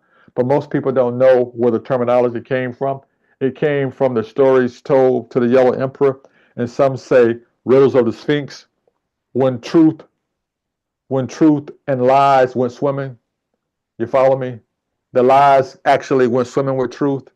And when they finished the swim, lie told truth that he dropped something very valuable in the pond. We appreciate they helped them look for it. In the meantime, lie got out of the water and stole truth's clothing, and the truth was left naked. And so people, they don't like to look at the truth because it's raw, it's in your face, and the lie will dress up, and people will tell you in a heartbeat, you're really dressing that lie up, aren't you? You follow me? And unfortunately, that's what you get in the news media on a regular basis. We don't even call it a dressed up lie, we call it propaganda. So remember, your spirituality is part of who you are. Religion will mute who you are. And the more muted you become into who you are, the more you struggle with what you can and cannot do. And you wait for other people to endorse your own sense of autonomy because you believe that if you do certain things, you will be denied access to paradise. You'll be denied access to heaven. And as a result, you're going to be in jeopardy of having misery as soon as you leave your physical body because you didn't adhere to the tenets of what you were told represented the truth in somebody's religion that was completely designed to keep you in a lullaby trance or in a state of ignorance. It's no limit to what you can do when your mind is connected. And that's something that these guys in the gospel of prosperity often use to program people. They're called affirmations. Believe in me, believe this and believe that. Believe in you and associate your beliefs by aligning your beliefs with your ancestors. Are there any more comments or questions? Originally, I had asked earlier when you were speaking about the way that the church proceeds with the minister reaching a crescendo and the choir going on, singing and so on and so forth. I had put in there, speak to the transcending power of music. That's an excellent observation that you want to share. We can actually use what you just said in terms of the church for foundation. Have you ever seen people that claim that they don't really like the music that's being played? They don't even have to be in church. And before you know it, they will stop moving with the music or they will stop patting their foot to the music. Music is designed to literally wake up the chakras. As a matter of fact, this particular symbol here with the uraeus or the cobra in front, it represents what Earth, Wind, and Fire actually introduced people to when they did something, a tune they call Serpentine Fire. And it was talking about the Kundalini and the Chi in the human body and how you could raise the Chi in the body with music, with certain songs. I'm trying to see if I have a slide that actually highlights that. And when you actually elevate a person's consciousness with music, you can bring the music up. For example, bass music is down here, treble music is in here, and the lyrics can modify all of those things because the lyrics become a mantra. And a lot of times in songs, not just the hook, but there'll be a word that's repeated. And that word that's repeated oftentimes bridges all the lyrics together. And so you can literally transcend things that happen in the earth realm with music. Sometimes people are literally elevated in consciousness by listening to music that doesn't have any lyrics in it. Now, we could break out some specific things that relate to the scale of music or whether or not it's D major music. Like my vibration is D major. So I like to listen to, for example, I think some of the things that were generated by Brahms or certain piano concertos, and then you can find out because Shazam won't tell you whether or not it's in a major or a minor chord, but you will know your music by how that music impacts you. For example, even if you like a particular song, if it's too loud or too much bass, you'll move away from it. But if you like a particular song, you may not even know the lyrics, but it's soothing to you, it's healing to you. And music will allow you to transcend certain levels of consciousness that may keep you at a low level. That's one of the reasons why individuals that used to produce conscious raising music were actually denied opportunities to make music in the studio. And we have synthesizers. I actually have a couple, and you can duplicate the sounds. But a lot of artists that had some fundamental success, they were sampled from artists that did really well. And if you visit a cinema, some of the music. Give you an example of recent one, like the movie Sinners. You saw in Sinners, you saw all these different genres of music coming together when this brother was playing his guitar, and all these different spirits would resonate to the music. And as that music was being captured, and I know Ryan Coogler was conveying specific messages about the music, but the music could entrance you, the music could subject you to wanting to engage in things that you may not just automatically engage into, like slow jam, slow music. You get people in the mood. If you live around the DMV, you know about the Quiet Storm. You know about the old days when Melvin, what was his name? Melvin Lindsay? Melvin used to be on the Quiet Storm, and they would play certain types of music. Curtis Mayfield will always play music to take you into altered states of consciousness. He could do things like that. Sam Cooke could do the exact same thing. People did these things with the power of music, and they were very good at doing that. So yes, you can use music for ascension. You can also use music to bring people down. And if you'd like to add something to that, please feel free to do so. I was thinking about it also because, in traditional African celebrations, when people go into spirit, basically because of the rhythm of the drums. And, we know that each of the different entities, which we refer to as like for Orisha or whatever, which you've already made the connections of who, the netters and whatnot. So when various natures are brought forth through the rhythm, people can be transcended into a spirit trance where they are able to communicate on a different level and don't have to communicate verbally, but they become a vessel that allows spirit to enter them in many instances. So they transcend their bodies through the use of music. So I was just thinking about the transcendence when you were talking about Sinners. I saw it as a means of being able to transcend time, space, and spirituality Mm-hmm.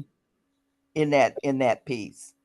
And Coogler, he did a good job when he cast and created a setting, because you're not able to really say a lot in a short span of time in one movie, because that could have easily been a series, because you saw different types of things. You also noticed that there were different types of dance moves taking place, as you just pointed out. When you evoke the Netaru or certain Orishas, some of them respond to certain instruments. You may find certain Netaru might respond to the djembe, some may respond to the kora, some may respond to when sisters do that thing with their voices and stuff like that. You can evoke, you can call certain types of spirits. There are even special drums that they use that we refer to as a water drum. You get a different type of sound and you can evoke different spirits. But see, that's what I was alluding to when I was talking about us talking through using the oracles to communicate. But see, in this society, if you do that, people are like, yo, man, what kind of daggone voodoo devil magic you doing in here around us?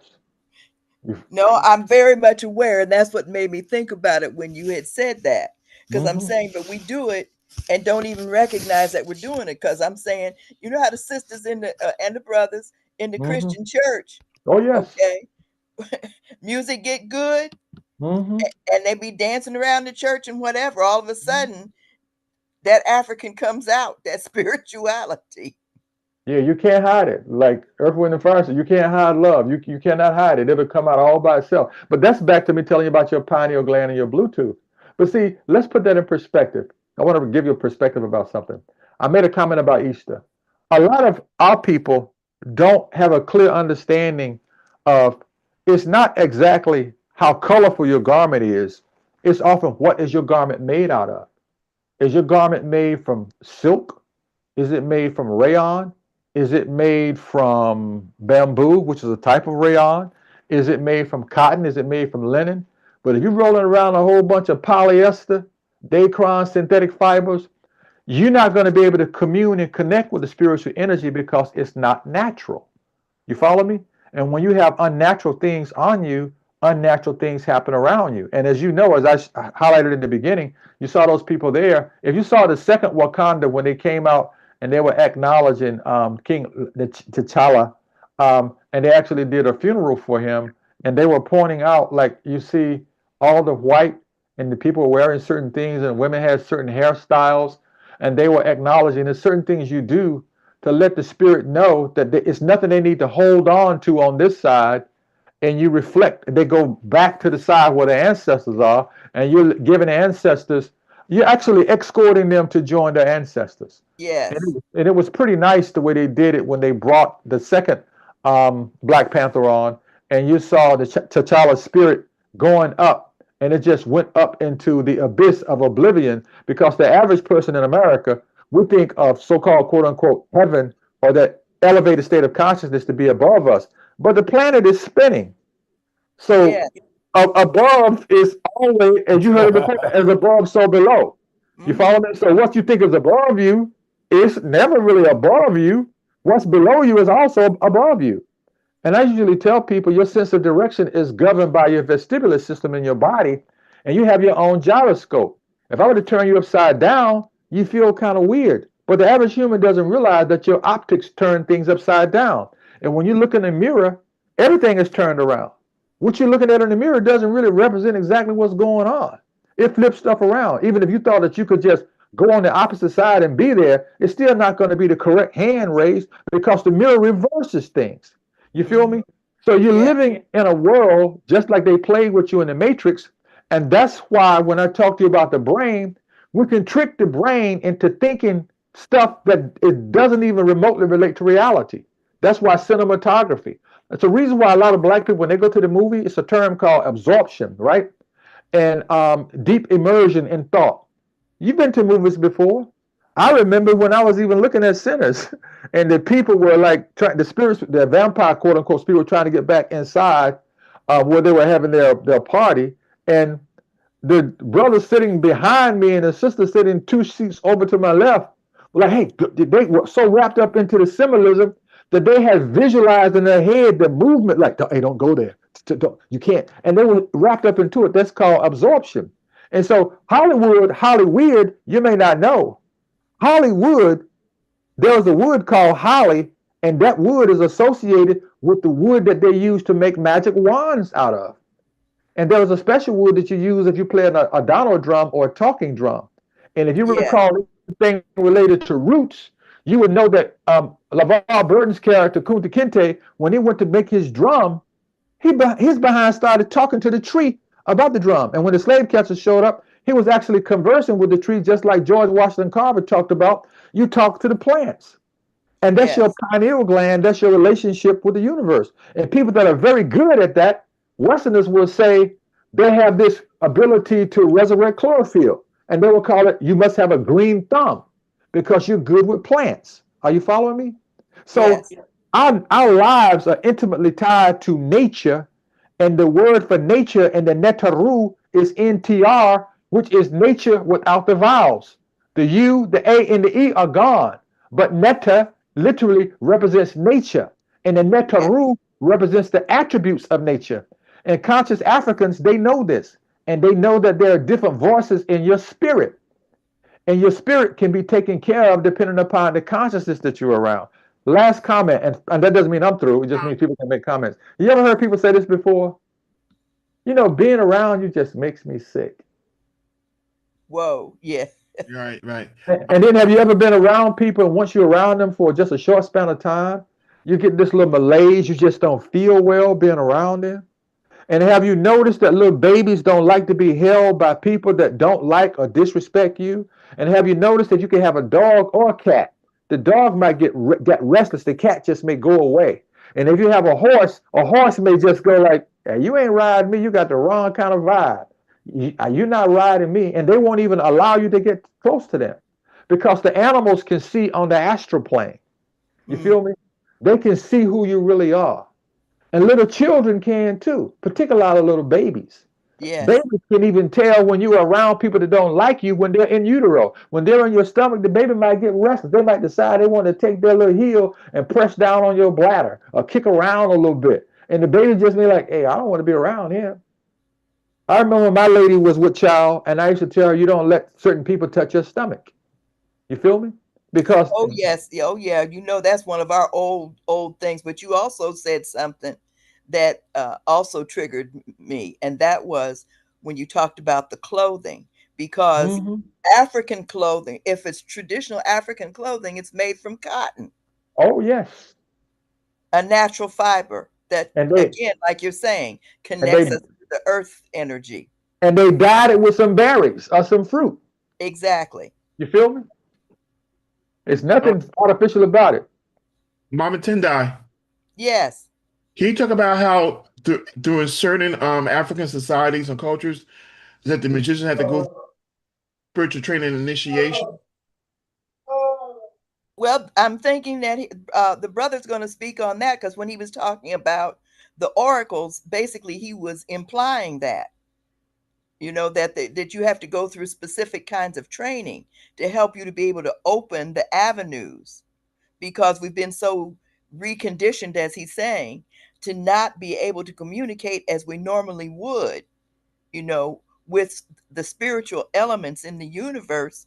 So we have to go through various kinds of, that's what initiations do, is to open you to the various spiritual elements that exist and allow you to be able to learn how to communicate and how to work with them, in addition to what he was talking about, working with plants, because that's where you learn how, if that's your forte, that you learn what plants are medicinal and what they do and how to concoct those pieces together. But like he's saying, in today's world, for the most part, if you don't follow traditional African religion or whatever, people look at you as a hoodoo voodoo person. Hmm.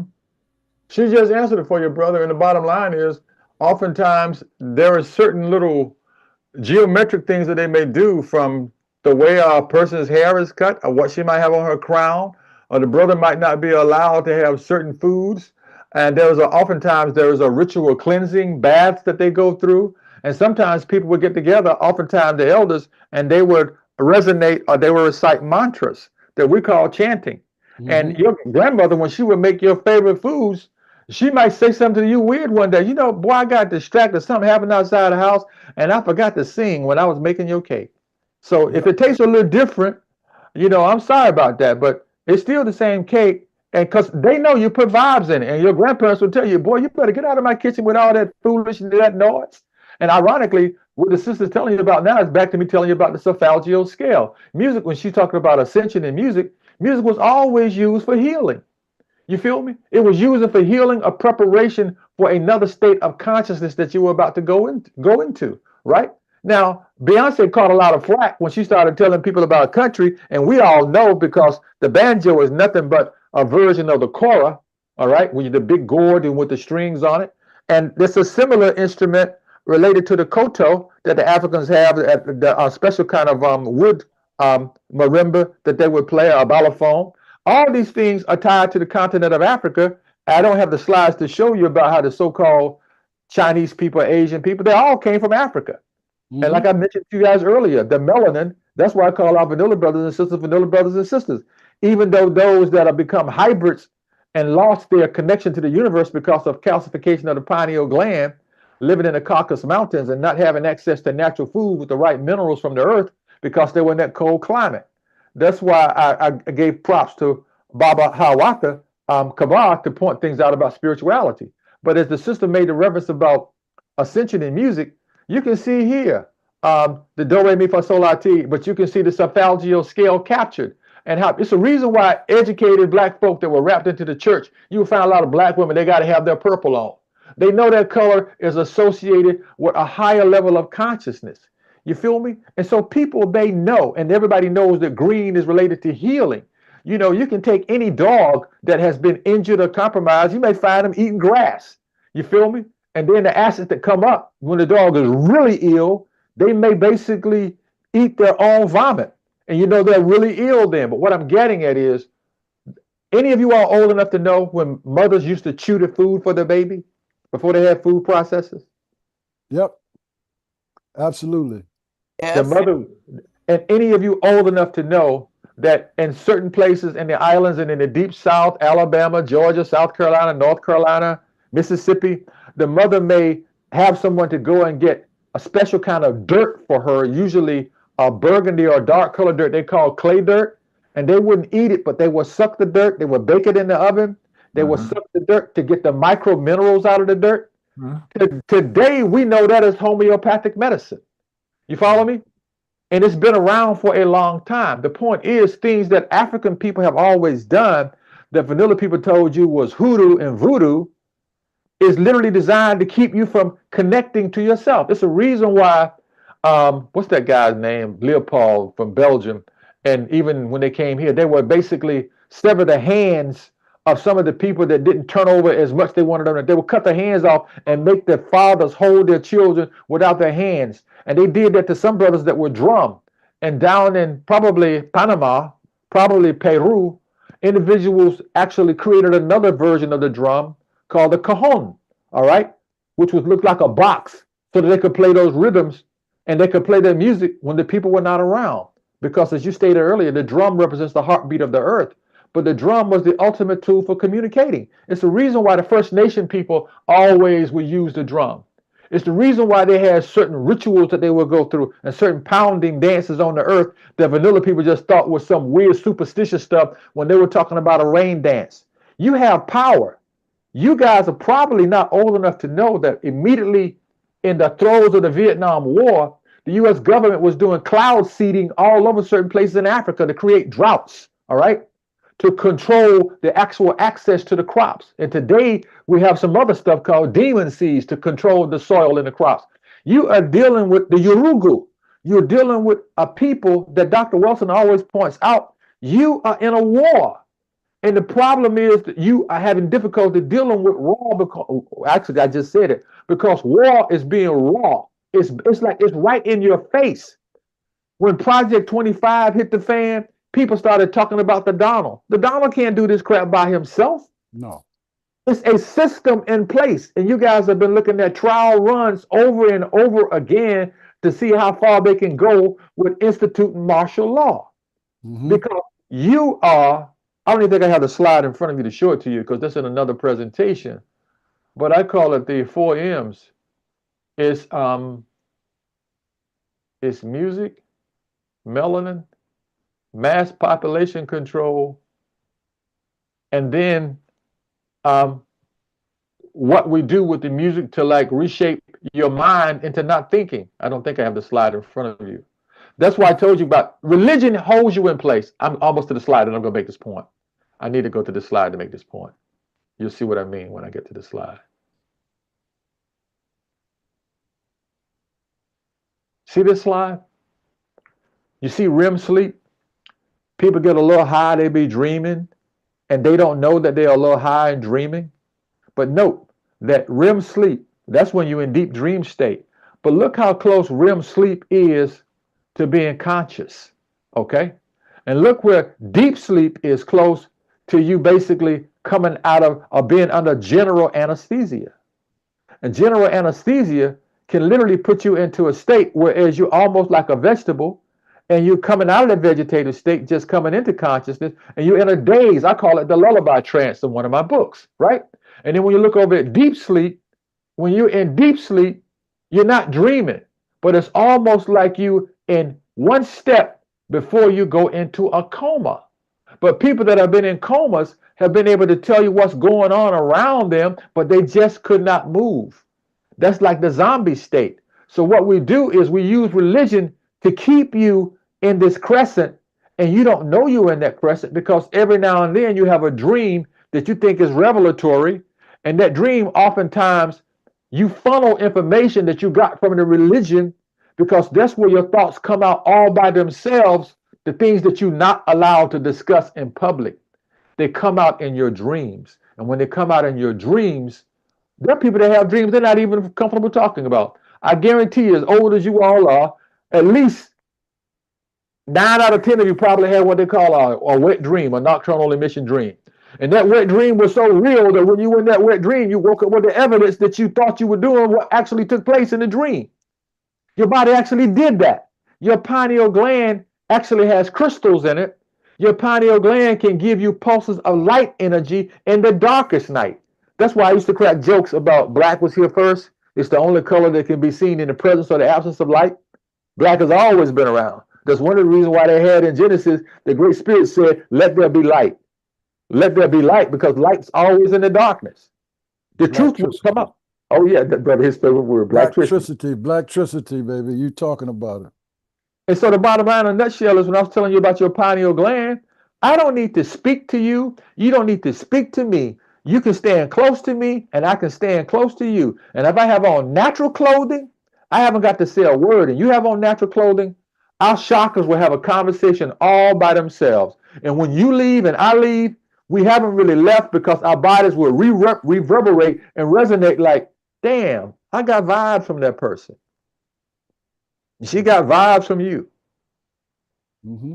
But when you don't know what to do with those vibes, you get uncomfortable, because religion has told you, wait a minute, were those sexual vibes, or were those vibes relating to something spiritual? Why do you have to put a label on it? You just need to recognize that you vibe with that person. And people that claim that they love you, they can pick up the vibes oftentimes better than you can. They're like, yo, man, I saw you vibing on blah, blah, blah. Or why that girl vibing on you so hard? Pineal gland does not discriminate. If it's intact, your children will bust you in a heartbeat.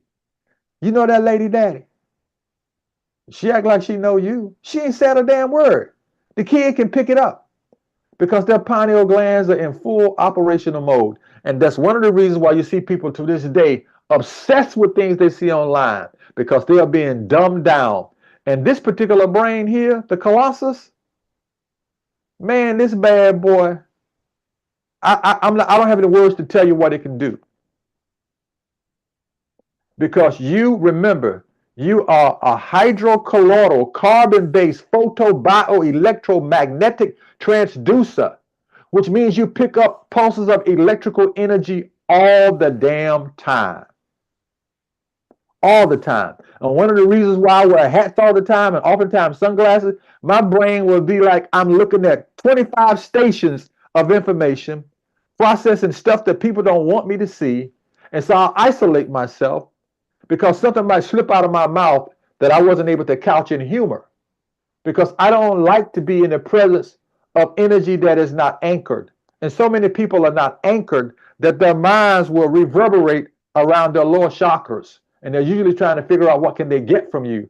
And the lower chakras are usually tied to survival, pleasure, gratification, and to a significant degree, insecurity, because they deal with life, but they deal with longevity of living. And the average Westerner is oblivious to the fact that you live forever through your children. And there are some ignorant people that think that that doesn't mean you live forever through your children. They have the audacity to think that I'm going to live if I assign certain things for my children to do. You are there to be the navigator. The child has to learn to pilot their own destiny. You can only give them information. And if you give them information with wisdom, they will rely on your information. But if you give them information with control and demands, they will experiment outside of the parameters of you controlling, because they would like to explore what happens with them. That's why when I see the average college student and the average college student that is a first-year student or second-year student, I'm communicating with this student like, have you identified a major yet? And when people don't have a major, they will say to you what you hear all the time from people regardless of age. I'm trying to find myself. I'm trying to find my calling. Trust me, today's war, you don't have time to be looking. You have time to be solidifying an anchor so you will know how to navigate the pathology that's around you. And for the record, the word person, like you see in Sony, per means to go through. Son is basically the phoneme for sound. And son, person, means that which something sounds through. And your body, you're babysitting. That's why when you leave, you cannot take it with you.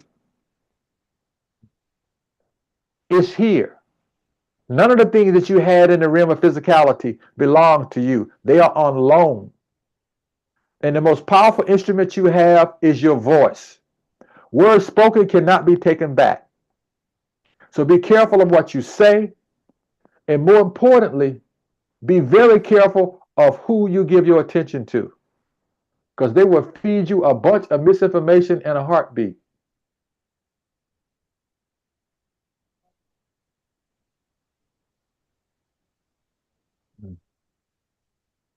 Here it is. You see pineal intact, melanin dominant people. You see pineal intact, and your vanilla brothers and sisters. 10 to 50% of the time, their pineal gland is not calcified. 80 to 98% of the time, and young black folk that are conscious, your pineal gland is not calcified. Young black folk literally means people prepubescent, people under the age of 16. And when you start eating all that poison food with dairy in it and dairy that, you are calcifying your pineal gland. And black people will tell you, I'm interested in the relationships that we have in the work environment. The money is important, but the relationship is equally important. Now, do we have comments? Do we have questions? I always say comments because I don't claim to know it all. I will tell you this, that's a damn myth. Yeah, Dr. Coco, I assume you've seen what I put in the chat. No, because I can't get to the chat. That's why I'm asking people to Oh, I read the see. chat to me. Okay. But your last comments is close to what I was thinking in the sense of when people say that let's say you just sitting minding your own business, or you're not thinking of anything for any particular person, and a person comes to mind, and then the phone rings, and who is that person that's on the phone, the same person you're thinking about? So I put this question in: can we assume that our memory has been invaded and imposed upon with new forms of servitude to be accepted to frustrate our advancement? But that's the question really that I'm just asking is how can we activate the powers of the pineal gland? But I think you answered that part anyway. Actually, I alluded to it. First, you need to drink good water. Either water that is isotonic, that's almost neutral, or slightly alkaline. Because your blood actually has to be in a certain pH balance. And I'm not going to give you the range because it varies upon what you do, what kind of work you do, but you don't want it to become acidic. When you're getting down in like 5 zones, you got acid blood, you definitely giving yourself brain damage. All right. And your pineal gland becomes slowly muted, not necessarily deactivated. It becomes less in line to communicate the more you rely on technology to mute it. That's why I share with you that thing about the Colossus, the big brain. Like, I know for a fact, in my cell phones, it's probably only about 7 people in my cell phone that I can literally cough up their numbers, because your cell phone becomes a stand-in for your regular memory. And you now have a phone that you don't even have to intuitively tune in, because sometimes you can give a ringtone to a person, or the phone rings and you know who's calling you. But in the old days when you had a landline, all right, analog, your brain could pick up on, like, it didn't even have to be a routine, particular time of the day. You may say, you know what? I'm thinking about blah, blah, blah, and blah, blah, blah is not even around here, and they call you. You say you were just thinking about it. And that used to happen a lot when people were so-called in love and had resonance, right? And your mother has the ability to do that because she shares a lot of your genetic material, not in terms of just chromosomes, but the actual alliance, because the foods that she ate and what you did when you were inside of her, you became part of her, all right? You feel me? Because brothers, we plant the seed and we leave. But the actual nourishment, the bloodline is tied to the woman. You feel me? Even though Europeans will have you thinking that's why they tried to overpower women, because it's like you take on their name. You feel me? But people will know. Traditional Africans would say, I'm the daughter of blah, blah, blah to this family that does XYZ. My family is known for XYZ. In this country, what do you do for a living? You follow me? Nobody's asking you like, well, whose son are you? You feel me? Because we used to identify people according to the spiritual energy associated with them, right? We also used to be able to monitor the entire village by saying, I saw Michael today cursing a little girl out in the street. And by the time Michael gets home, his mother and father knows that Michael did some jacked up crap. But today, Michael might pull a Glock on your behind in the street if you speak to him, because there is no child rearing in the community, because it's been replaced with the pathology of breaking down the melanin dominant human's family with incarceration and food deserts and religion. You feel me? You have any idea how many households are broken up because of religion? The brother doesn't want to go to church. The brother ain't getting none because the lady got her hair done. She's getting ready to go to church the next day. And she's like, I just got my hair done. And you're not getting any, blah, blah, blah, blah. And then the brother got prostate cancer because he's sitting around looking at TV, has a sit-down job, and she feeding him a bunch of crap that she should not be feeding him. Then she's talking about he got erectile dysfunction, and he doesn't know he got erectile dysfunction because of what the crap he's been eating, and he's not moving around. And then they don't have any nurturing bond in a relationship because they don't spend any intimate time together. And she's basically saying to him, like, we just did it, and blah, blah, blah, blah. No man, no woman wants routine intimacy because it doesn't have spontaneity. And that translates into the life force. That's why some men or some males are so disturbed and sick that they want to control another person's life force by raping them, violating them.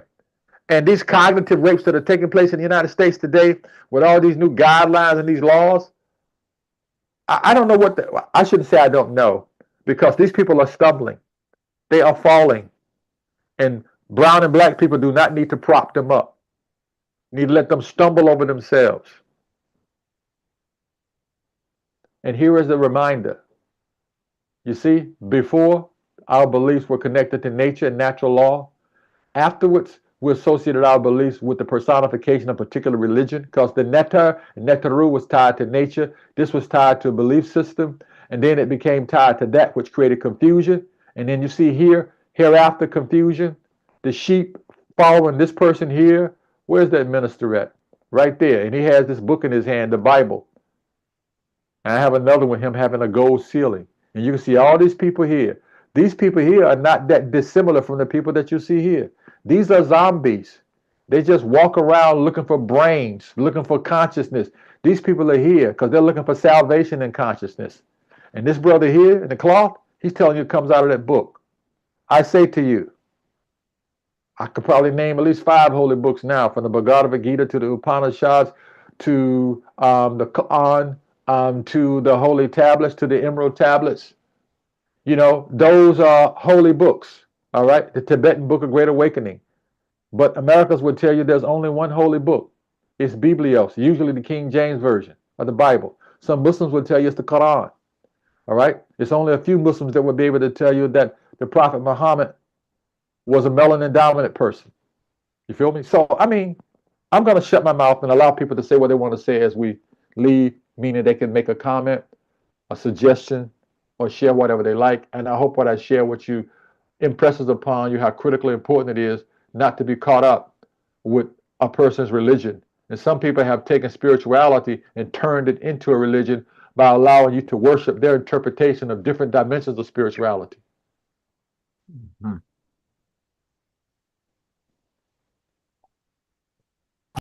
Well, Dr. Coker, if there are no comments or questions. There's a new teacher. I have a comment. This is Congo. Oh, okay. How can we, throughout the continent, the Caribbean, and everywhere, we have religious and spiritual teachers. How can we, and they control the thinking on the behavior of most of us. How can we encourage them to tell the truth and to interpret things a little bit differently and tell the real history of melanin rich and Black people? That's an excellent question, and I'm open for anyone else to respond as I respond. The irony of your question is, other than you entertaining the question of how can you tell them to do blah, blah, blah, blah, unfortunately, the vast majority of them, they don't know either, number one. And number two, the codex that they endorse or the training that they endorse creates a lot of dissonance in their thinking. It's like they're going to bring up stuff that they've been told is taboo. Like you cannot tell the average minister that it's okay for some members of the choir to be in the parking lot getting a tarot card reading or or outside, and some other brothers dressed up as some dashikis and kufus and fests are saying, let's ask the Ife. They're doing cowrie shells. Because the minister's probably going to call the police on you in that church. Because they don't know any better. And the other thing is, some of the people in the choir that are really wedded to the church and the gospel that the minister is espousing from the pulpit, they may come over and try to shame you for doing those types of things. So we have been conditioned to disassociate ourselves from our nature. And that's one of the reasons why we're so sick. You feel me? And as Dr. Joy DeGroot talked about, it's not that it's in our DNA, it's clothing, and it's basically muting our DNA till someone comes around to awaken us. And the challenge of awakening people is, listen very carefully to this analogy. If you awaken and your room where you draw sleep and relaxation is facing the east, and there isn't a lot of foliage or high trees around your window, when the sun is on the horizon, the beams of light from the sun, Ra, will come through that window. And if you do not wake up at dawn or the dawning of the light, if you turn around and look at that, that light is going to hurt your eyes because there's too much stimulation at one time. So the truth actually hurts people. That's why people have trouble dealing with the naked truth. There are people that will tolerate the presence of liars on a regular basis because they think that what they're about to disclose is too raw and it's not going to be received well. You'd be surprised how many people in households where there's sexual abuse taking place, or people that are in toxic relationships, and they stay in those relationships because they don't know how to handle the truth. So how can you convince these ministers? One way you can not convince, but induce or prompt them, incentivize them to say, Reverend or Minister, could you give us a little bit more information on that? Or could you shed a little bit more light on that? Or could you make some suggestions where we can go to find something to reinforce what you just told us? You follow me? It's just like doctors relating to their clients. They will tell you that you are the patient. And the patient means be passive and take what I'm telling you. Even if I give you 2 prescriptions that make you sick as hell, and you call up and ask about the prescription, the doctor may say, well, stop taking that. That may be a little too strong for you. Oftentimes, you will rarely will you hear the doctor say, well, I'm sorry you're having that reaction to that medication. I should give you something different. Because doctors are operating out of the mindset that you may not know is that they are practicing medicine. They are practicing. They are learning as they do. You don't go to a major soccer match, professional football, hockey game, basketball, baseball game, and the person goes on the field and game on, and they said, I'm practicing. They'll say, game on. I have on my game on face.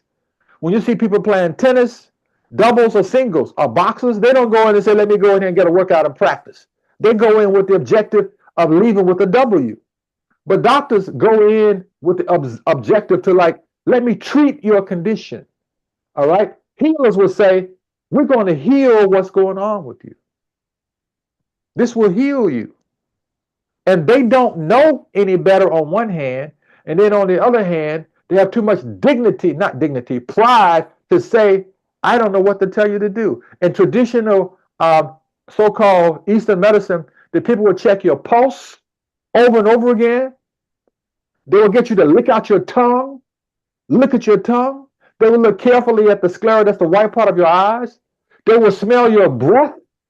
They will ask you, does your poop really smell bad? Does your poop float? Does it sink?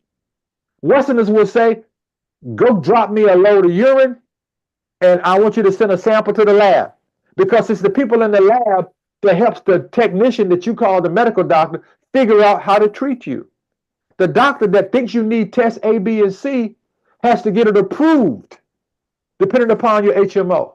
But a healer will say, I want to see you in 24 hours. I will make something for you.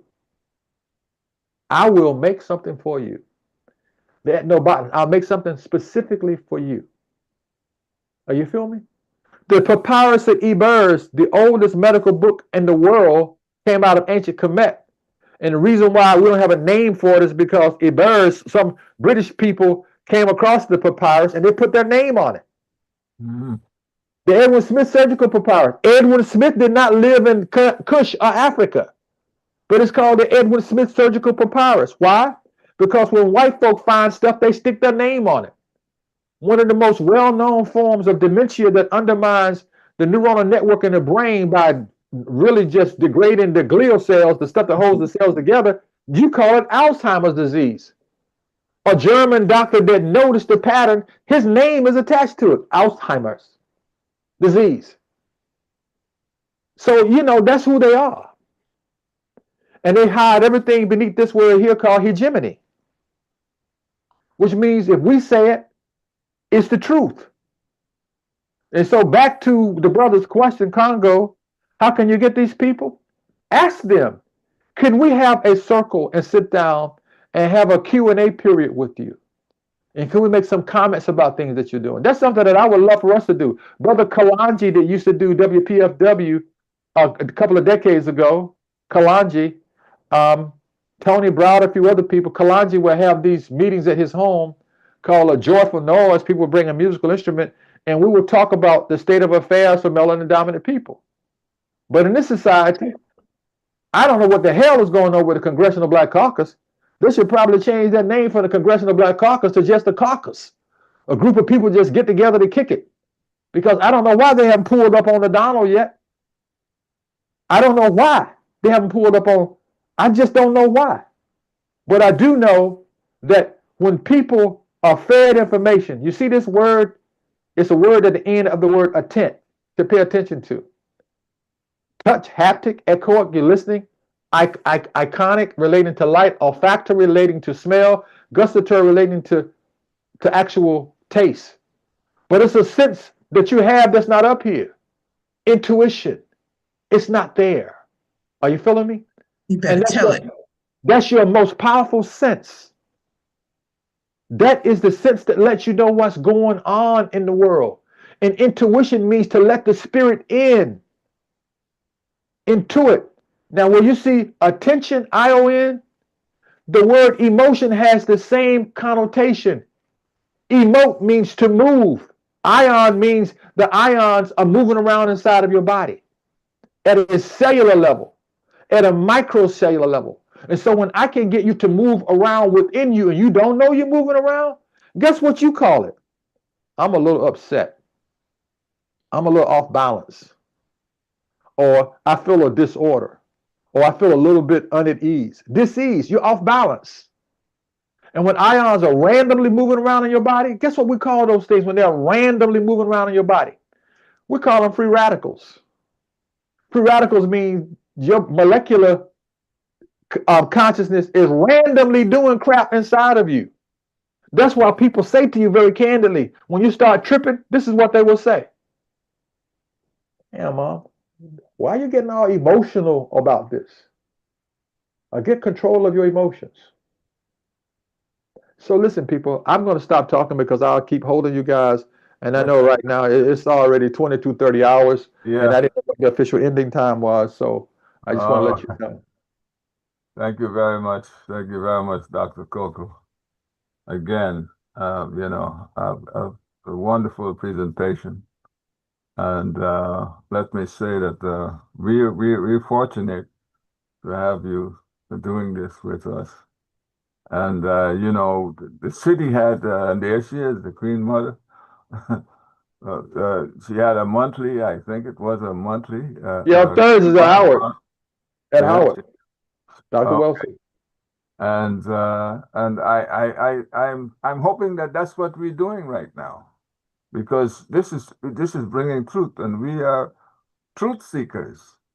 And when we as truth seekers can find someone who can disseminate, you know, the truth to us, you know, we can only give thanks and say, brother, will you come back again next month? Brother, it's always my honor. As a matter of fact, this is what keeps me motivated. And these presentations allow me to basically put the anchoring around this book that I'm working on about crossing over. You follow me? Because I would be bored as hell with life if I didn't have these kind of outlets. Because academia, contrary to popular belief, usually academic institutions have to put in place a curriculum to get approved by certain people that are oftentimes Eurocentric before you can discuss certain things. Follow me? And you can get penalized for bringing up things. It's just like right now, the Donald is trying to tell Harvard what they can teach you, who can they include. And what Columbia said, we're trying to work things out with you. They asked for more. They asked for more. You feel me? So, brother, it's always my joy, always my pleasure, always my honor to come to the table and share information with you guys. And I just remind you, if you want to be in touch with your spirituality, you find out which oracles speak to you, spend more time talking to your elders, talking to them, all right? Not just asking them for stuff, talking to them. Because when you talk, they can recognize where you need to be fed. Okay. Now, once again, if anyone wants to, This is Bar Congo here. Brother Racion, I know you've written books and you're writing one. Will you please just give us a small introduction to the books that you've written, and maybe even one that you mean recite some of the titles, don't you? Yeah, okay. Well, actually, I wish I had put a slide together for that because you know how I am about talking about me. One of the books that is ironically a little timely now is a book that I wrote during the book was written through me during the Obama presidency. It's called The Awakening. Right. OMG, the president is black. It's like the way. Oh my God, the president is black. Right. And the other book is Reality Check. And Reality Check deals with the melanin dominant human and the octahedron, which is captured in the pyramid or matrix that makes up the human and octahedron. And these books, to summarize clearly so people can easily find, you don't have to necessarily go there to purchase, but if you were to go to EYESOFMAAT, this is in theta.com, EYESOFMAAT, that's T as in theta, eyesofmaat.com, that's like one word struck together, eyesofmaat.com. You can find those two books highlighted there, Reality Check and the book, The Awakening, Oh My God, the President is Black. The summary of those books is Reality Check is literally written for melanin dominant humans to tell them how to navigate a racist society and to become more in touch with who they are and how they should awaken their consciousness. The Awakening is all about the illusion of what you think a president could do. That's why I told you guys about Project 25 for the Donald. The Donald couldn't do any of those things if he didn't have a billionaire club behind him allowing him to do that. I know you think it's Congress and his Senate, but it's billionaires that intimidate Congress and Senate to allow him to do what he does. It's under Project 25. So that book, The Awakening, OMG, the President is Black, has a series of stories in it about his presidency and how he really was trying to make an effort to preside and do the right thing. But he was one person. And being one person and not really understanding that Congress and Senate were not designed to serve the needs of melanin dominant people, he was caught between a rock and a hard place.